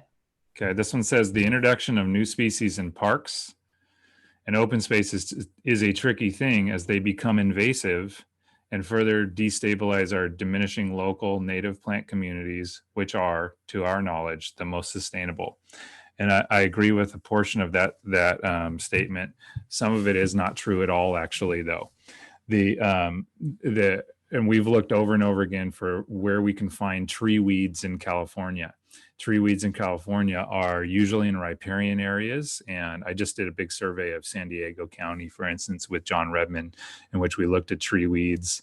And the issue is that in a dry Mediterranean climate, wood, first of all, it takes water to make trees, and so we have serious issues with invasive plants in California, and I work with the Invasive Plant Council all the time on this, but our serious issues are not with trees. Our issues are with usually annual plants, grasses, asters, things like yellow star thistle. Tree weeds in California are minimal, and the idea that we're going to introduce trees from other places, I mentioned Adelaide, Australia, or Chile, and they're going to be spread out into our open areas and be weedy. It's not reflected by reality. That's not what we see. It's not happening. And so there are reasons to think that our native plants are things that we should be growing. And I believe that, I think so, but we can't ignore the palette of appropriate trees from around the world because we think that what we introduce is going to become weedy. It's not. It's just not. We can't find evidence for that. And so So we should be very careful about horticultural plants that are grasses and annual asters and things like that, and legumes, but not trees, not the big woody things that don't do well in dry climates. We just talked about the fact that they're hard to get established because you have to water them, and that's true of them not being able to overtake natural areas.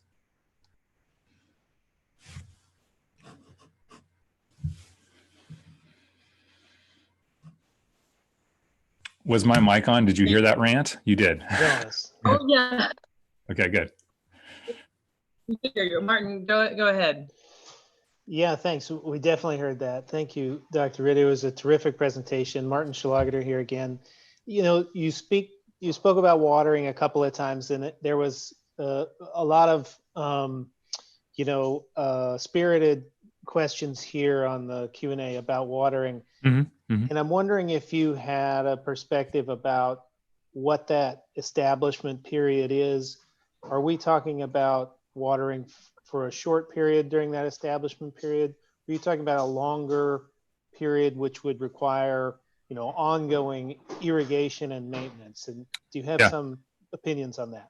Yeah, I have opinions about that, and it's a great question. And I noticed some spirited comments about this. If trees are involved, the comments tend to be spirited, so it's not abnormal. The thing that I would say, Martin, is that the establishment period depends on the species. And in general, when we were talking about establishing a young planted tree, when you put a 15-gallon tree into the ground, as small as even a 5-gallon tree, you're talking about 3 to 5 years of watering to get it established in most places in Southern California. Now, it's different for different species.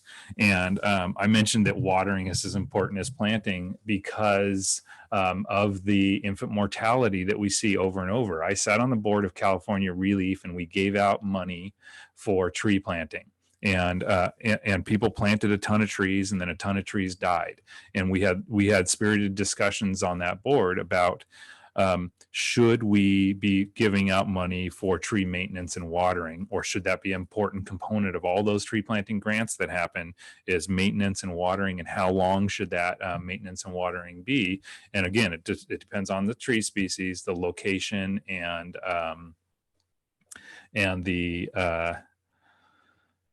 the amount of water that's available. And we are in San Luis Obispo, we're in our 10,000 trees campaign. We're going to plant 10,000 trees over the next 10 years in San Luis Obispo, and the major issue is going to be, how do we keep them alive after we plant them? Not how do we get the trees in the ground. Getting the trees in the ground, everybody can plant a bunch of trees and they feel great about it, and they sing Kumbaya, and we go like, oh yeah, we planted a bunch of great trees, and then everybody walks away and those trees die if you're not careful. And so it's that time, the next 3 years, of somebody driving around, which this is what we did. We're getting watering trucks, and we're driving around, and we're paying attention, getting as many people to adopt as many trees as possible, and get some skin in the game with keeping those trees alive. So that's what we're working on. And it is a very important thing. The outreach to neighbors that are willing to drag their hose out and plant a tree is a really important thing. And I'll just share, this is the research that Miranda mentioned earlier. This is part of what I was looking at, and kind of has been my work, is one, people get sticker shock when they see how much it costs to establish a tree, and all of a sudden it's like, oh, that's really expensive. But it is expensive. Make sure that trees get regular water. And I really commend the approval of the additional watering crews that was added to Urban Forestry Division several years ago, as well as the funding that the different nonprofits and LA Sanitation has done to procure funding for ongoing maintenance. But what I was saying about the research, I've been looking at what is the right balance in terms of, again, health and community involvement. And obviously, if we can get people to water the tree, that is the frequent activity that takes so much.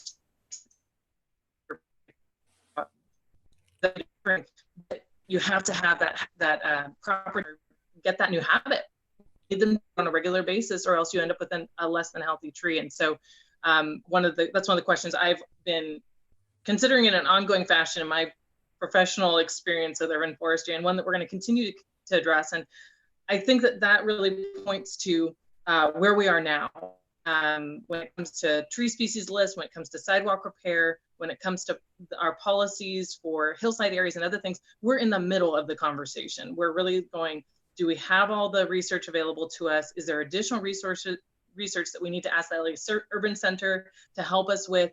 How do we make sure that we have all the components we need to make really thoughtful decisions for our city policy moving forward, while not putting on the brakes? I mean, we're still moving along with tree planting and maintenance in the meantime, while trying to, as quickly as possible, get that data we need.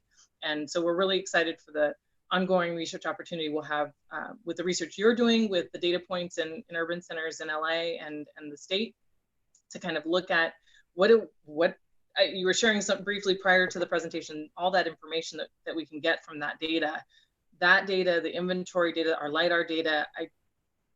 I'm so excited for the potential for some really interesting conversations around the future of our urban forest related to that. With that, I think we're gonna call it a day. I know we're over time, and I appreciate those of you who have hung out with us to talk with trees a little bit longer. I could talk about this all day. I love talking trees with all of you.